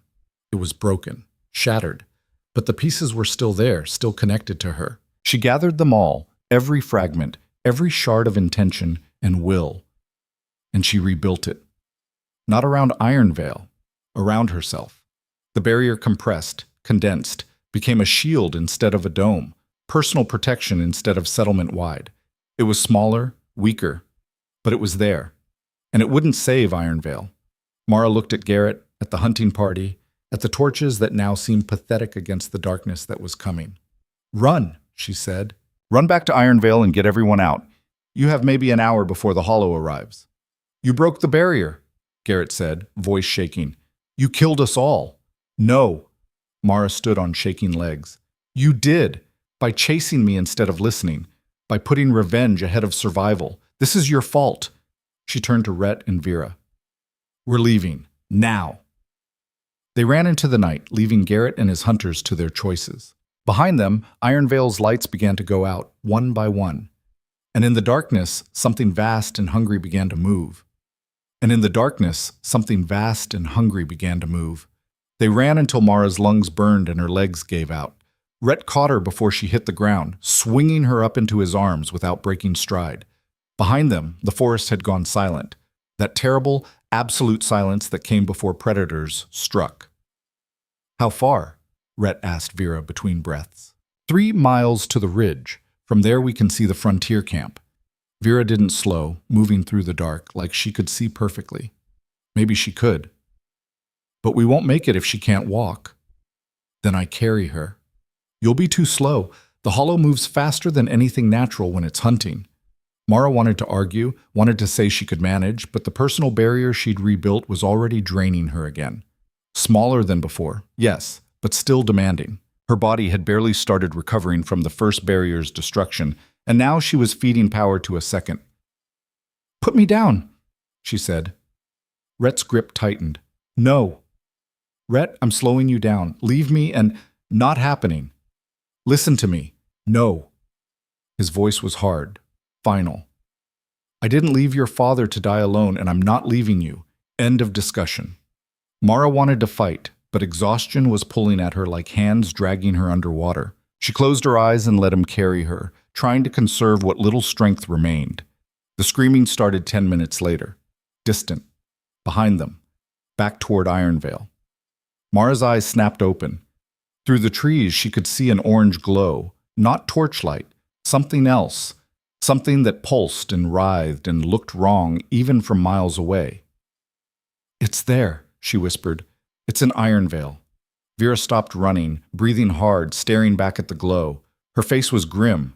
"It moves faster than I thought. They didn't have an hour. They had minutes." More screams, dozens of them now, overlapping, creating a chorus of terror that echoed through the forest. Mara reached for the personal barrier, checking its integrity, still holding. The hollow couldn't sense them through it. At least she hoped it couldn't. They were hidden, invisible to its hunger. But Ironvale wasn't. "We have to go back," Mara said. "What?" Rhett stared at her. "You just said—" "I know what I said, but I was wrong." Mara pushed at his arms until he set her down. She swayed but stayed upright. "The barrier failed because the hollow severed the pack bond, but I'm still connected to those people. Some of them, the ones who volunteered. I can feel them dying." "Then they die," Vera said flatly. "You can't save everyone, girl, especially not people who tried to kill you an hour ago." "Garrett tried to kill me. The others, most of them, just followed orders, like they always do." Mara closed her eyes, feeling for the survivors. The connections were faint, fraying, but there. Lydia, Marcus, Tam, a dozen others, alive but terrified, running through Ironvale's burning streets with the hollow hunting them. "I can rebuild the barrier, anchor it properly this time, make it hold." "You tried that already," Rhett said quietly. "It broke."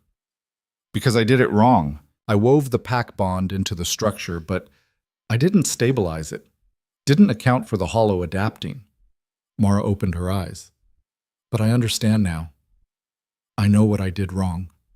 And if you're mistaken, if you go back there and the hollow kills you, then I die protecting people. That's what I've been doing anyway." She met his eyes.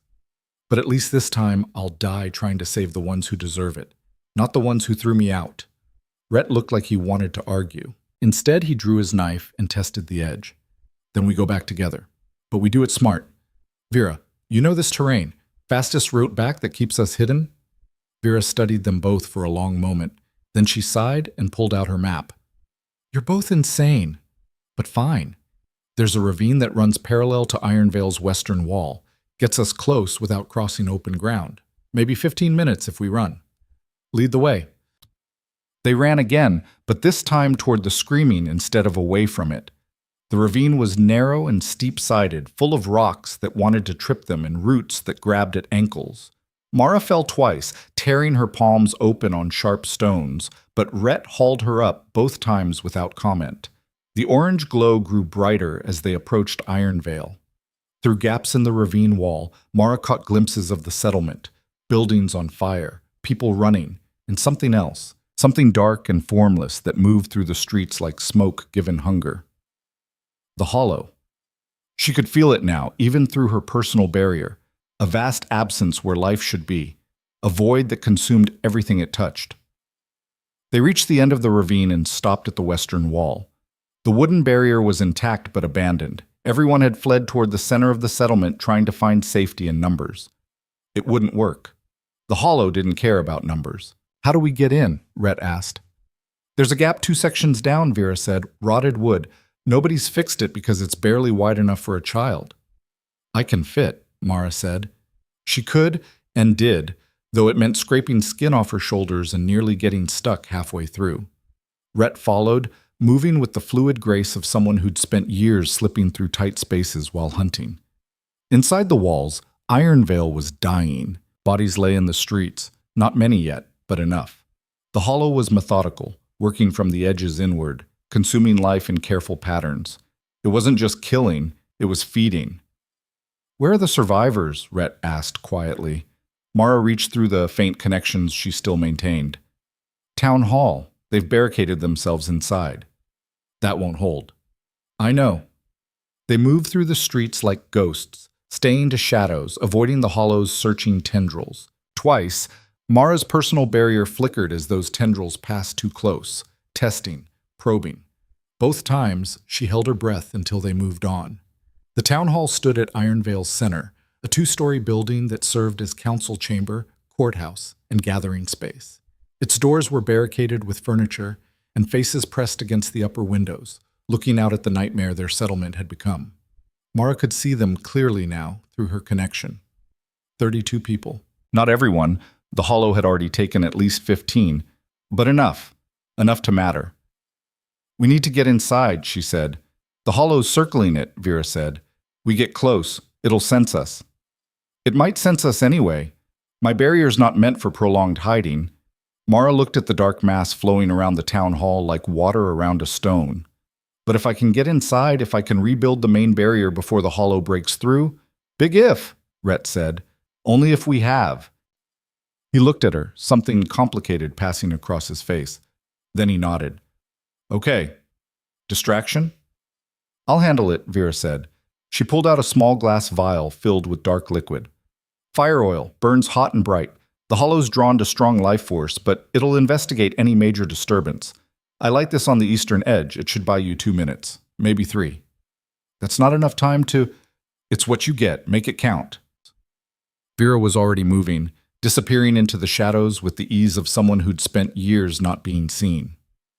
Mara and Rhett waited behind a burnt-out supply cart, watching the hollow's patterns. It moved like it was thinking, like it had intelligence behind the hunger, testing the town hall's doors, flowing up the walls, searching for entry points. But it hadn't found one yet. An explosion of light erupted on the eastern side of the settlement. Flames shot 30 feet high, and even from this distance, Mara could feel the heat. The hollow reacted immediately. Part of it, maybe a third of the total mass, broke away from the town hall and flowed toward the fire with terrifying speed. "Now," Rhett said. They ran. The hollow's remaining presence sensed them halfway across the square. Tendrils shot out, seeking, and Mara's personal barrier flared bright as they struck. She felt the drain intensify, felt the barrier buckling under assault. "Faster," she gasped. They hit the town hall's doors at full speed. Rhett pounded on the wood. "Open up! It's Calder!" Silence from inside. "Open the door!" he shouted again. "Why should we?" Garrett's voice, muffled but recognizable. "You're with her, the one who broke the barrier." "The barrier broke because you severed the pack bond," Mara yelled.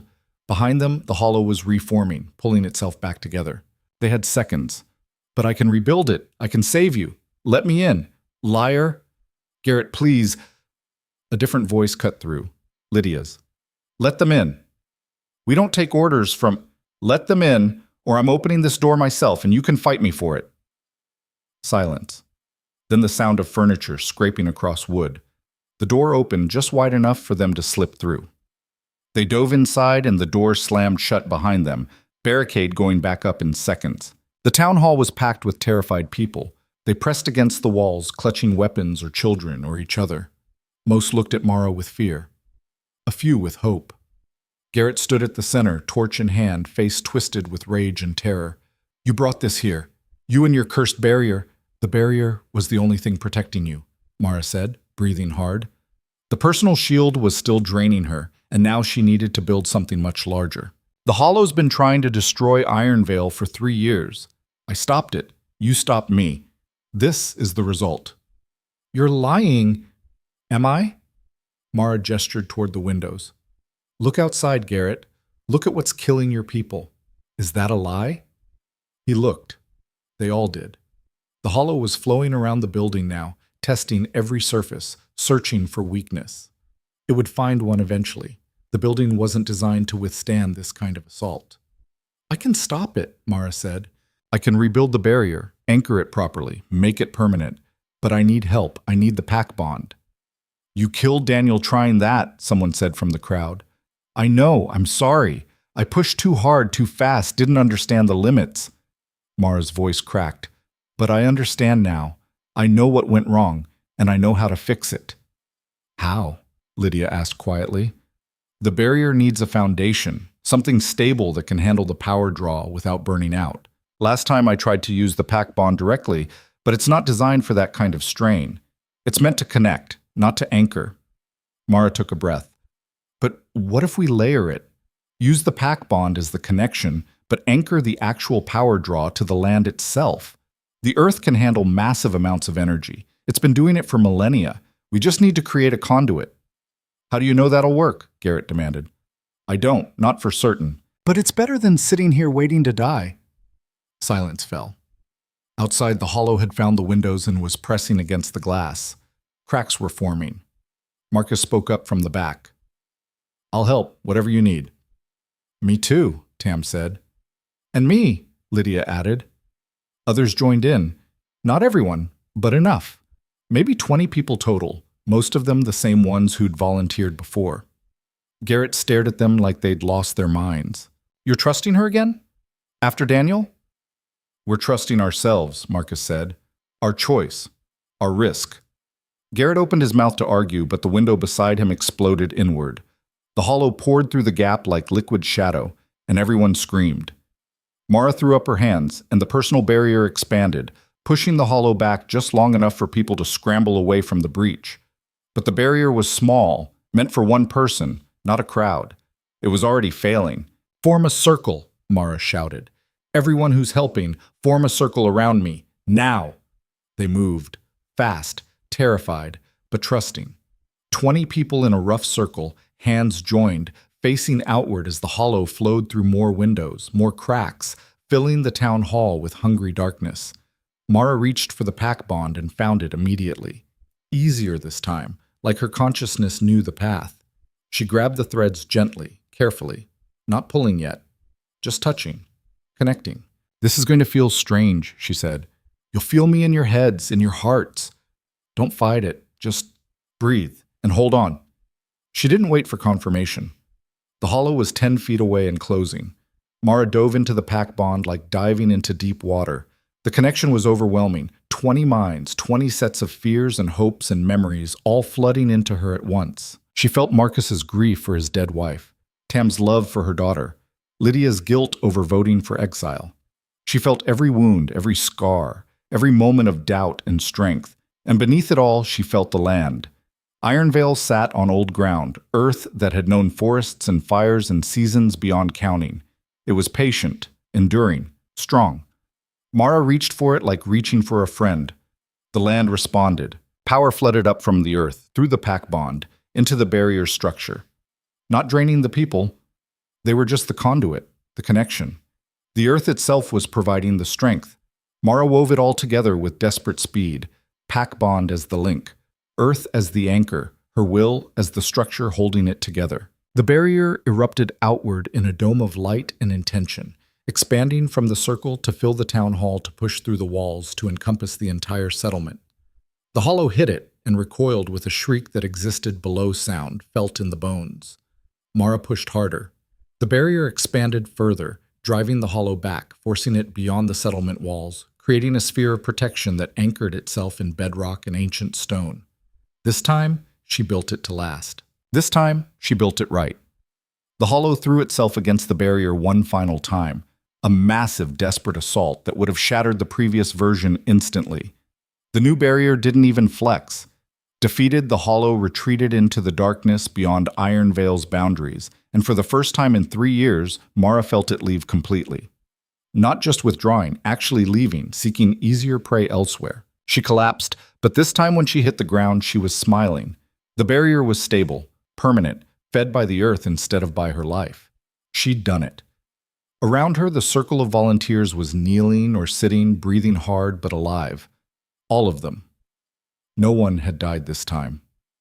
Mara closed her eyes and let exhaustion take her. When she woke, it was dawn, and she was lying on a bench in the town hall. Someone had covered her with a blanket. Through the windows, she could see Iron Vale's streets, damaged, scarred, but intact. The fires had been put out. Bodies were being collected for burial. 15 dead. Could have been everyone. Rhett sat nearby, cleaning his knife. When he saw her eyes open, relief flooded his face. "Welcome back." Mara's throat was dry. "How long?" 6 hours. The barrier's still holding. Stronger than before, according to Vera. The hollow tried it twice more during the night. Couldn't get through. The volunteers? Tired. Shaken, but alive. They're outside, actually, waiting to talk to you. Mara sat up slowly. Her body ached, but it was normal ache, muscle strain and exhaustion, not the deep, system-wide failure she'd been experiencing before. The barrier's drain was gone completely. She could feel it out there, pulsing steadily, but it wasn't taking anything from her. It was working. She stood on shaky legs and walked to the door. Rhett followed half a step behind, protective. Outside, maybe 24 people waited in the square. The volunteers stood at the front, but behind them were others, people who'd voted against her, people who'd wanted her gone. They all fell silent when she appeared. Lydia stepped forward first. "We owe you an apology, more than one. We exiled you, hunted you, blamed you for trying to save us." Her voice was thick. "I don't know how you can forgive that. I wouldn't." "I'm not asking for forgiveness," Mara said quietly. "Just understanding. The barrier is permanent now. Iron Vale is safe. That's all that matters." "It's not all that matters." Marcus moved up beside Lydia. "You matter. What you did matters. And we need to acknowledge that." More people nodded. Even some who'd sided with Garrett were looking at her differently now, with respect instead of contempt. "Where's Garrett?" Mara asked. "Gone," Tam said. "Left during the night with a few followers. Said he wouldn't stay in a settlement protected by outsider magic." Mara should have felt satisfaction. Instead, she just felt tired. "He might be right," she said, "about me being an outsider. I'm not Pack. I never will be." "Maybe not," Lydia said, "but you're ours anyway, if you'll stay." The offer hung in the air. Mara looked around at the faces. Some hopeful, some uncertain, all of them marked by the night's terror. She thought about her father, about 3 years of secret protection, about exile and return, and the impossible barrier she'd built from nothing but will and desperation. "I'll stay," she said finally. "But not here, not in Iron Vale." Confusion rippled through the crowd. "There's a frontier camp 40 miles west," Mara continued. "They've been hit by the hollow. They're struggling. They need help." She looked at Rhett, then at Vera. "I'm going there. To build them a barrier. To teach them how to survive." "You'd leave us?" someone asked. "After everything?" "The barrier is stable. It doesn't need me anymore. But those people do." Mara's voice strengthened. "I spent 3 years protecting one settlement.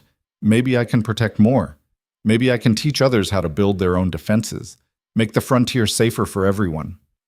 "That's suicide," Marcus said. "Moving settlement to settlement, draining yourself." "The barrier doesn't drain me anymore. Not this version. I can build them, anchor them to the land, and walk away. They'll hold without me." Lydia looked stricken. "We just got you back. You never lost me. I've been here the whole time. Invisible. Unacknowledged. But here," Mara managed to smile. "Now I'm choosing to be visible somewhere else. Somewhere I'm needed more." The crowd was silent. Then Pip pushed through to the front. the 13-year-old who'd cast the first yes vote. Can I come with you? He asked. Mara blinked. What? Can I come to help? I'm bonded. I can connect to the barriers, help maintain them, and I'm good at building things. Pip's face was earnest. Please, I want to help. Your family are dead, Pip said quietly. The Hollow got them before you rebuilt the barrier. I've got nothing here except memories. But out there, helping other settlements, that could mean something. Mara looked at Lydia, at Marcus, at the others. They looked uncertain but didn't argue.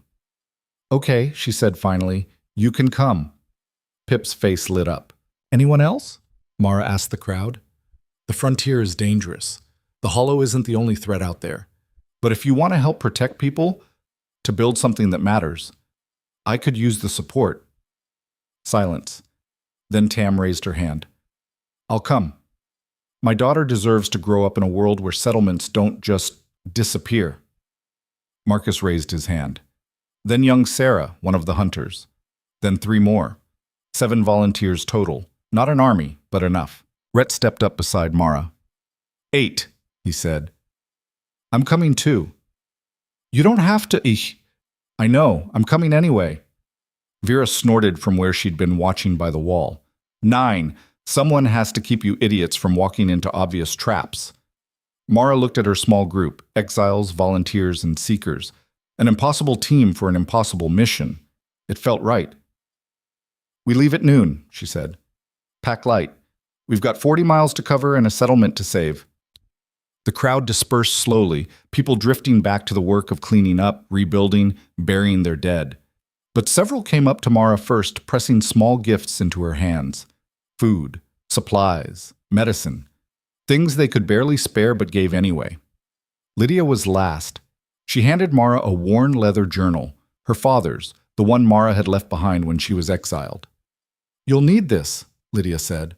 All his notes on healing, on the frontier, on survival. She paused. On you. Mara opened the journal to the last entry, dated the day before her father died. Mara is stronger than she knows, stronger than I could ever teach her to be. When I'm gone, she'll have to find that strength on her own. I just hope the pack is wise enough to see it before it's too late. Mara closed the journal, throat tight. Thank you. No, thank you. Lydia embraced her quickly, fiercely, then stepped back. Be safe out there, and come back sometime to visit. I will. Noon came faster than expected. The small group assembled at Ironvale's gates, 9 people, 3 packs worth of supplies, and enough determination to remake the frontier. Mara took one last look at the settlement where she'd been born, at the walls that had kept her in and then thrown her out, at the barrier she'd built that now pulsed steadily overhead, invisible but present.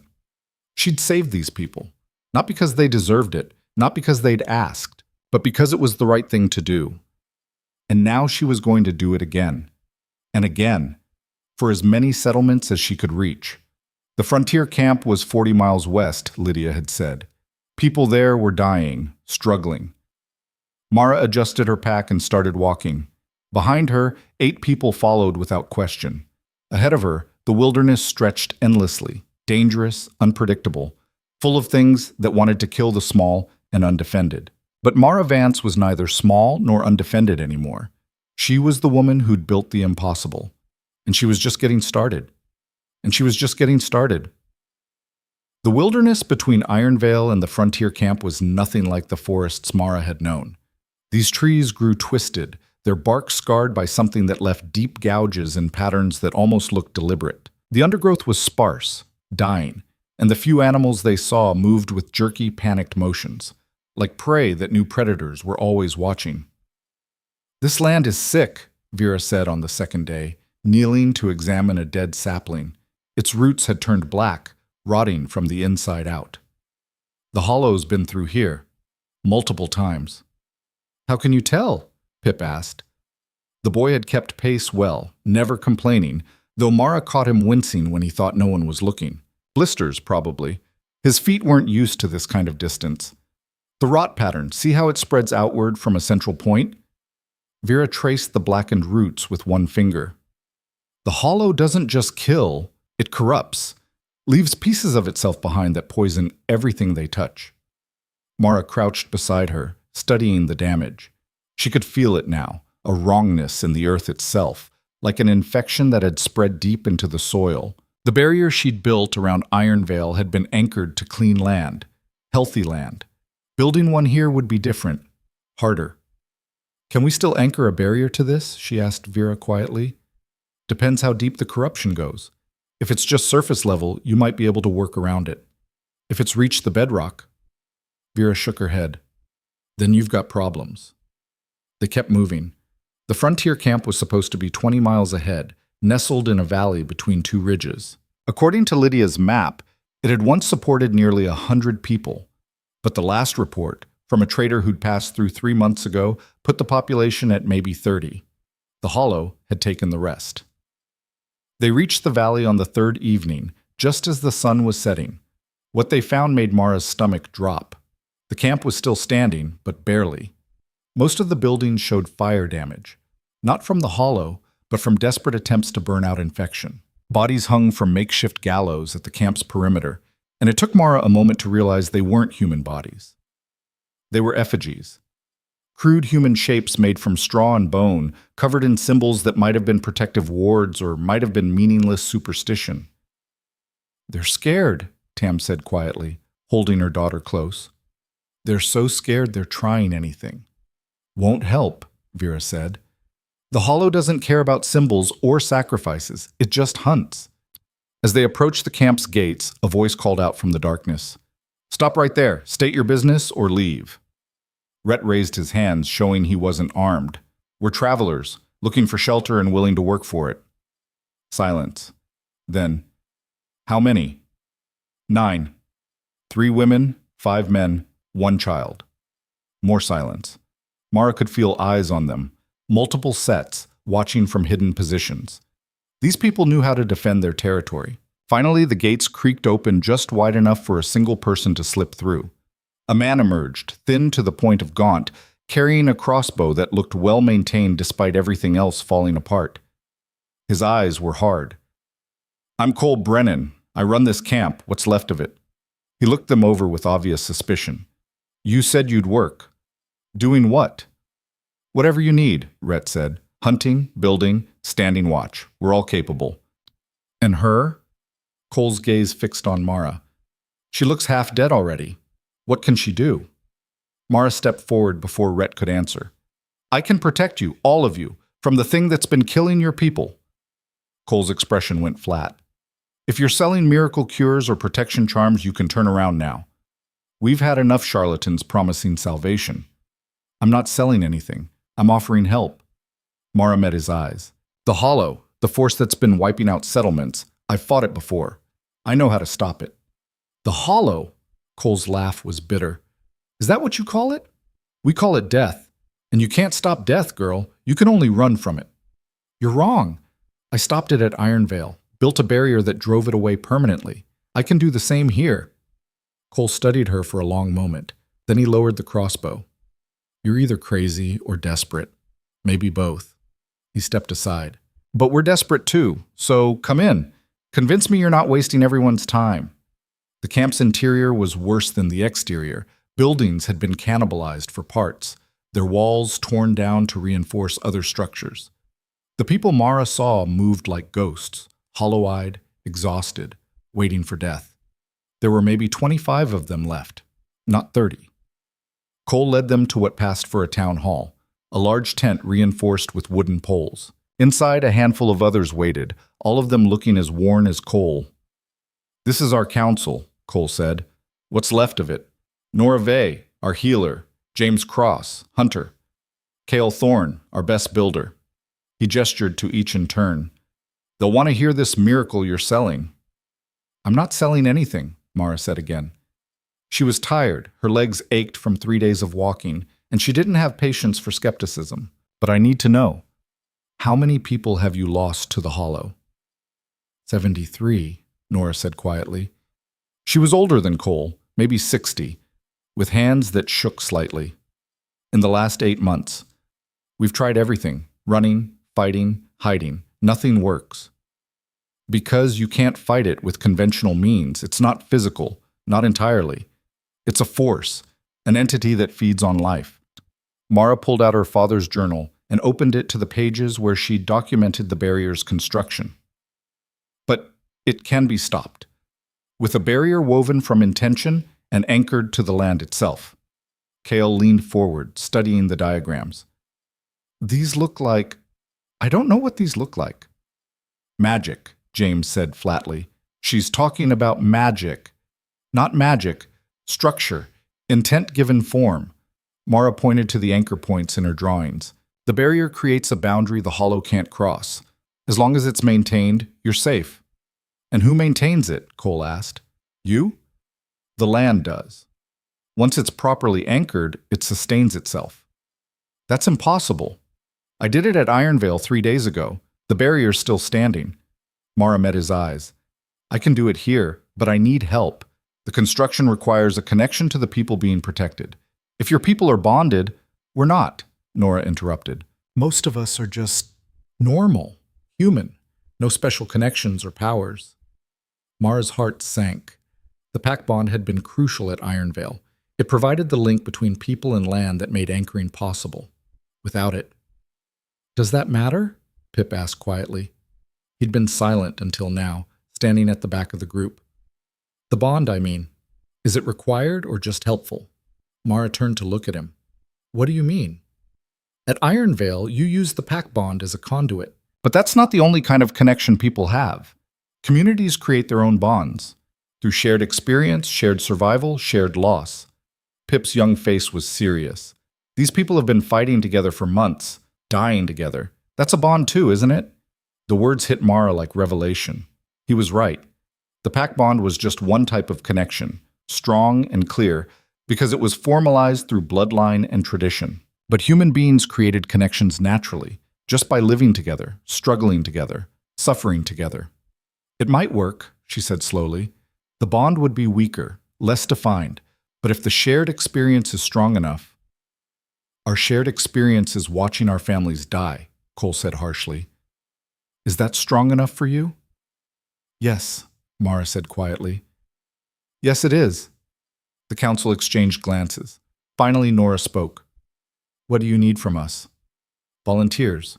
People willing to stand in a circle and open themselves to connection, to each other, to the land, to me. It will be uncomfortable, maybe frightening, but it shouldn't be dangerous. Mara paused. Not like it was at Ironvale. You've done this before and it went wrong, James said. It wasn't a question. Yes, someone died, but I understand the process better now. I know the mistakes I made. That's not exactly confidence-inspiring. I know, but it's the truth. Mara looked around at the council members. I won't lie to you about the risks, but I also won't lie about the alternative. If the Hollow comes back, and it will, you'll all die. The barrier gives you a chance. Silence fell over the tent. Outside, Mara could hear wind moving through the camp, rattling loose boards and makeshift walls. I'll do it, Nora said finally. I've lost 2 daughters and a son to that thing. If there's even a chance this works, I'm in. I'm in too, Kyle said. James hesitated, then nodded. Fine. But if this goes wrong, if it goes wrong, we're no worse off than we are now, Cole said. He looked at Mara. How long do you need to prepare? A day. Maybe less. I need to examine the land, find clean anchor points, map the corruption patterns. Mara stood, swaying slightly. The 3-day journey had taken more out of her than she'd realized. But first I need to see where the Hollow attacked, where it's been strongest. That would be the eastern perimeter, Nora said. Lost 12 people there in a single night 2 weeks ago. The ground's been wrong ever since. Show me. They walked to the eastern edge of the camp as full dark fell. The wrongness Vera had identified in the forest was concentrated here, thick, palpable, like walking through invisible smoke. The ground itself looked diseased, grass turned gray and brittle, soil cracked, and bleeding a dark liquid that might have been water, or might have been something worse. Mara knelt and pressed her hands against the corrupted earth. The sensation that flooded through her was nauseating, rot and hunger and emptiness all mixed together, seeping deep into the land. Can you work with this? Rhett asked quietly. He'd stayed close, always close, since they'd left Ironvale. I have to. Mara closed her eyes, reaching deeper, feeling for clean earth beneath the corruption. It was there, 20 feet down, maybe 30, but present, untouched. The corruption is surface level, deep, but not deep enough to reach bedrock. I can anchor below it. Will that be stable? It'll have to be. She spent the rest of the night mapping the camp's boundaries, marking potential anchor points in her mind. Vera helped, her tracker's instincts proving invaluable for finding the cleanest ground. By dawn, Mara had a plan. It was risky, complicated, required a level of precision she wasn't sure she could maintain, but it was possible. The volunteers assembled at noon the next day, 18 people total, nearly everyone left in the camp who could stand. They formed a rough circle in the camp's center, on ground Mara had identified as the least corrupted. She stood at the circle's heart, feeling their fear and hope and desperate faith radiating outward. "This will feel invasive," she told them. "I'll be inside your heads, touching your memories, your connections to each other, and this place. Don't fight me. Just breathe and hold on." "And if something goes wrong?" someone asked. "If it's like Ironvale?" "Then I stop immediately. No one dies on my watch. Not again." Mara looked around at their faces. "I promise you that." She didn't wait for more questions. She reached for the connections between them and found them immediately. Not as clear as the pack bond, not as strong, but present. Threads of shared grief, shared survival, shared determination woven between every person in the circle. Mara grabbed those threads and dove deep. The sensation was different from Ironvale. These connections were raw, unrefined, full of pain and loss. She felt Nora's grief for her children, Kyle guilt over not saving his wife, James's rage at the thing that had stolen his brother. She felt it all, and instead of trying to shield herself from it, she embraced it. Because pain created bonds as strong as joy.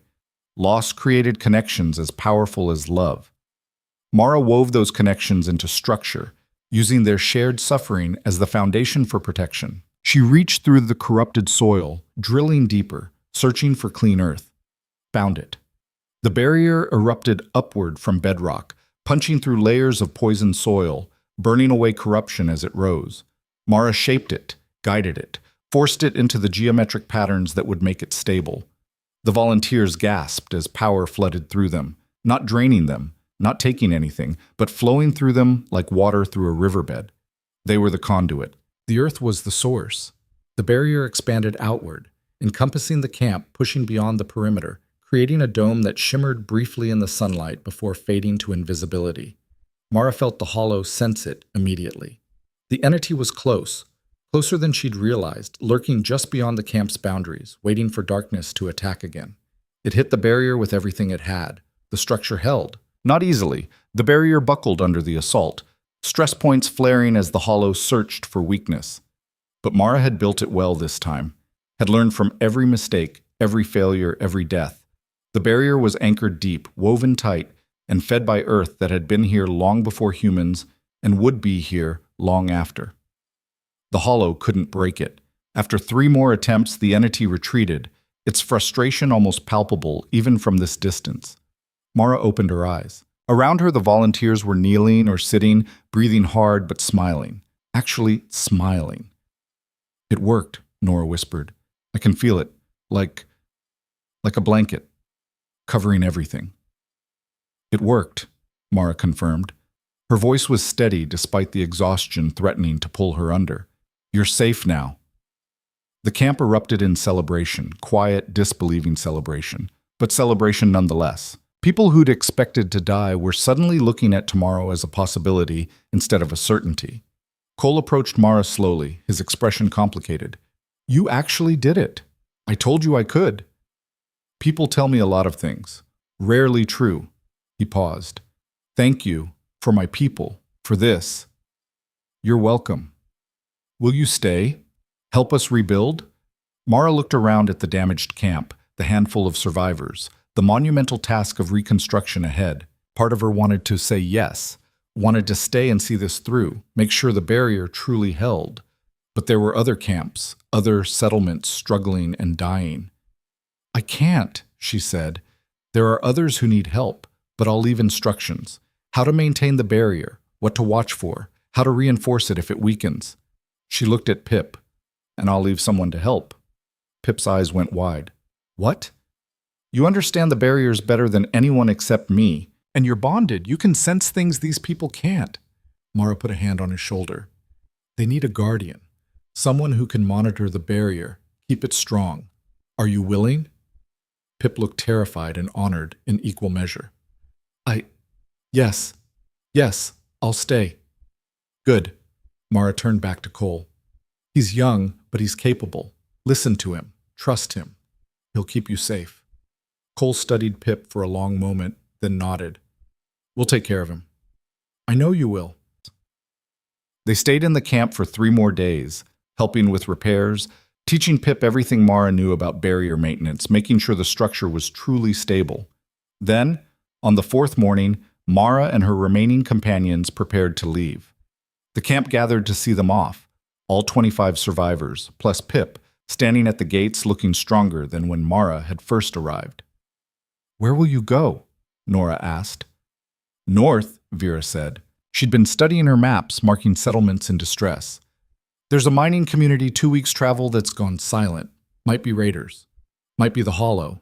Either way, they need help. And after that? Cole asked. Mara smiled. Wherever we're needed. As long as settlements are dying, we keep moving. That's a hard life. It's the life we chose. She said goodbye to Pip last. The boy hugged her fiercely, and when he pulled back, his eyes were wet. Thank you, he said, for everything, for seeing me when no one else did. You made yourself seen, Mara said. I just paid attention. They walked through the gates as the sun rose. 7 people now, instead of 9. The frontier stretched ahead of them, vast, dangerous, full of settlements that didn't know they needed help yet. But Mara was no longer afraid of it. She'd spent 3 years protecting one settlement in secret. Then she'd protected it openly, survived exile, rebuilt what others had broken. She'd crossed the wilderness, built barriers in corrupted earth, and left behind defenders to maintain them. She was the woman who'd turned invisible shields into permanent protection, and the frontier needed her. 2 weeks later, word reached them from a passing trader. Ironvale's barrier was holding perfectly. The settlement had started accepting refugees from camps destroyed by the Hollow, growing larger and stronger under the protection Mara had built, and they'd renamed the town square, Vance Plaza, after her father and after her. Rhett told her about it while they walked, and Mara had to stop and sit down for a moment, overwhelmed. They're remembering, she said quietly. They're actually remembering. They're honoring, Rhett corrected. There's a difference. A month after that, a delegation found them. 5 people from settlements they'd protected. Pip's camp, a trading post, a small farming community, traveling together despite the danger. They found Mara and her group camped in a ravine, planning their next move. We need to talk, the delegation's leader said. She was young, maybe 25, with scars across her face and determination in her eyes. About what you're doing. About what we're doing. What are you doing? Mara asked. Learning. From each other. From the barriers you've built. Figuring out how to make them stronger. How to help settlements that can't wait for you to arrive. She pulled out a journal filled with notes and diagrams. Pip taught us the basics. We've been experimenting, finding ways to stabilize weak barriers, reinforce corrupted anchor points. Mara stared at the journal. The notes were detailed, intelligent, showing real understanding of the principles she'd developed. You're building your own barriers, she said slowly. Trying to. We're not as good as you, but we're learning. The woman met Mara's eyes. We want to create a network, settlements protecting each other, sharing knowledge, building a frontier that's actually safe. But we need your help, your expertise. I can't be everywhere at once. We know. That's why we need you to teach us. Train people who can build barriers in their own communities. Create defenders instead of waiting for a single savior. The idea was staggering. Revolutionary. Instead of Mara running from settlement to settlement, exhausting herself trying to save everyone, teach others to save themselves. Create a movement instead of being a miracle. Yes, Mara said. Yes, we'll do it. The woman's face lit up. Really? Really? We'll establish a training center, somewhere central, somewhere people can travel to. We'll teach anyone willing to learn how to sense the hollow, how to build barriers, how to anchor protection that lasts. Where? Mara thought about it. Iron Veil was the obvious choice, stable, protected, large enough to support visitors, but going back felt wrong somehow, like retreating. We'll find new ground, she said finally. Build something from nothing, a place dedicated to teaching and protection, a place where the frontier's defenders can gather and learn. What will you call it? Tam asked. She'd been quiet through the whole conversation, listening. Mara looked at Rhett, at Vera, at the delegation from settlements she'd saved, at the impossible network of protection that was starting to form. Haven, she said. We'll call it Haven. They found the location 3 months later, a valley sheltered by mountains with clean water, defensible boundaries, and soil untouched by corruption. They broke ground with 30 people. Within a year, they had 200. Haven became what Mara had imagined, a training center, a sanctuary, a place where people learned to protect their communities. Students came from across the frontier, stayed for months, learned everything Mara and her team could teach, then returned home to build their own barriers. The network grew. Settlement by settlement, barrier by barrier, the frontier became safer. The Hollow still hunted, it always would. But now it found protected communities instead of easy prey, found barriers built by trained defenders who understood what they were fighting. It began to retreat, seeking easier hunting grounds in territories humans hadn't yet claimed, and Mara stopped being the invisible shield protecting one settlement in secret. She became the architect of a movement that changed the frontier forever. 5 years after leaving Iron Veil, Mara stood on Haven's walls at sunset, watching new students arrive for training. Rhett stood beside her as he always did now. They'd become partners in every sense, in teaching, in building, in life. Do you ever regret it?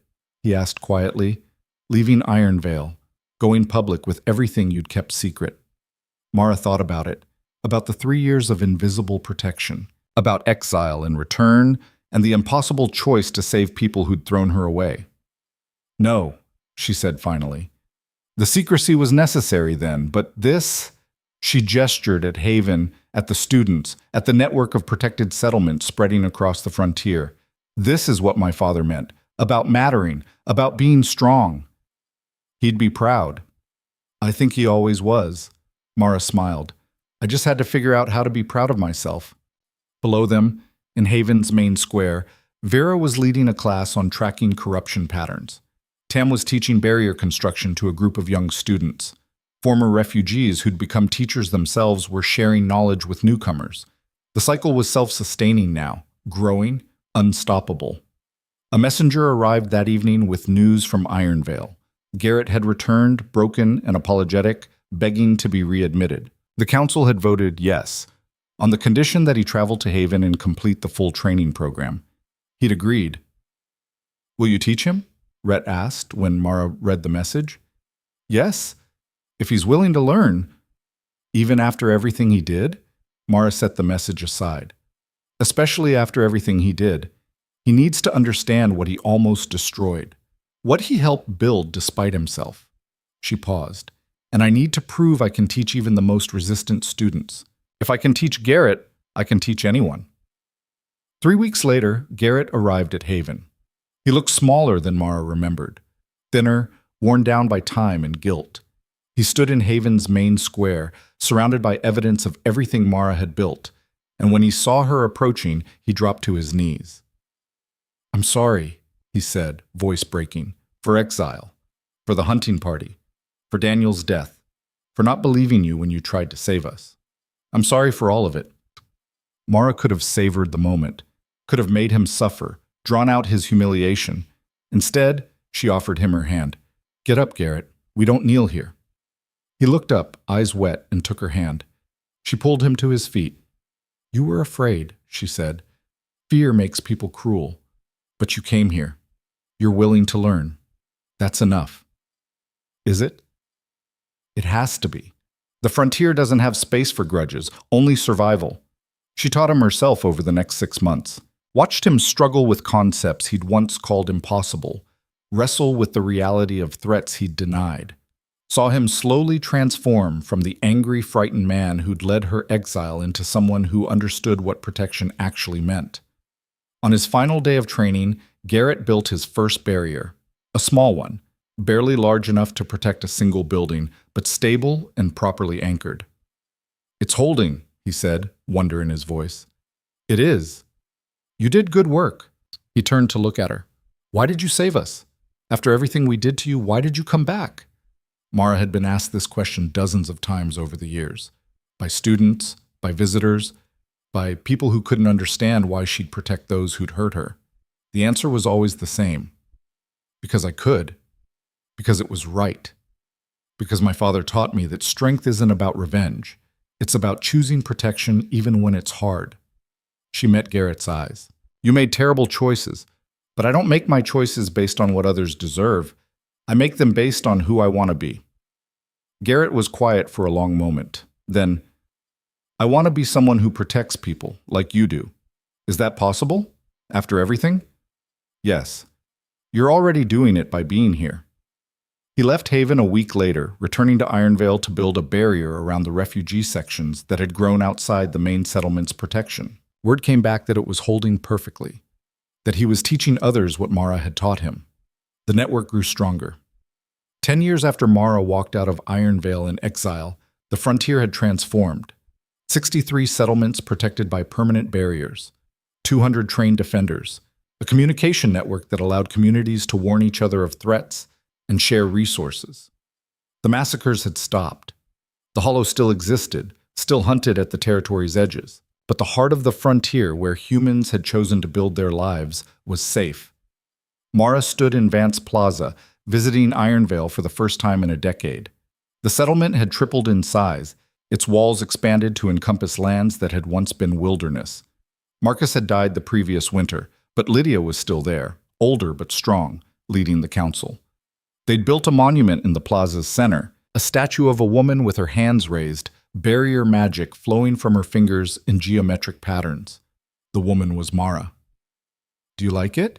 Lydia asked, standing beside her. Mara studied the statue. It was idealized, stronger, more heroic than she'd ever felt in real life. But it captured something true.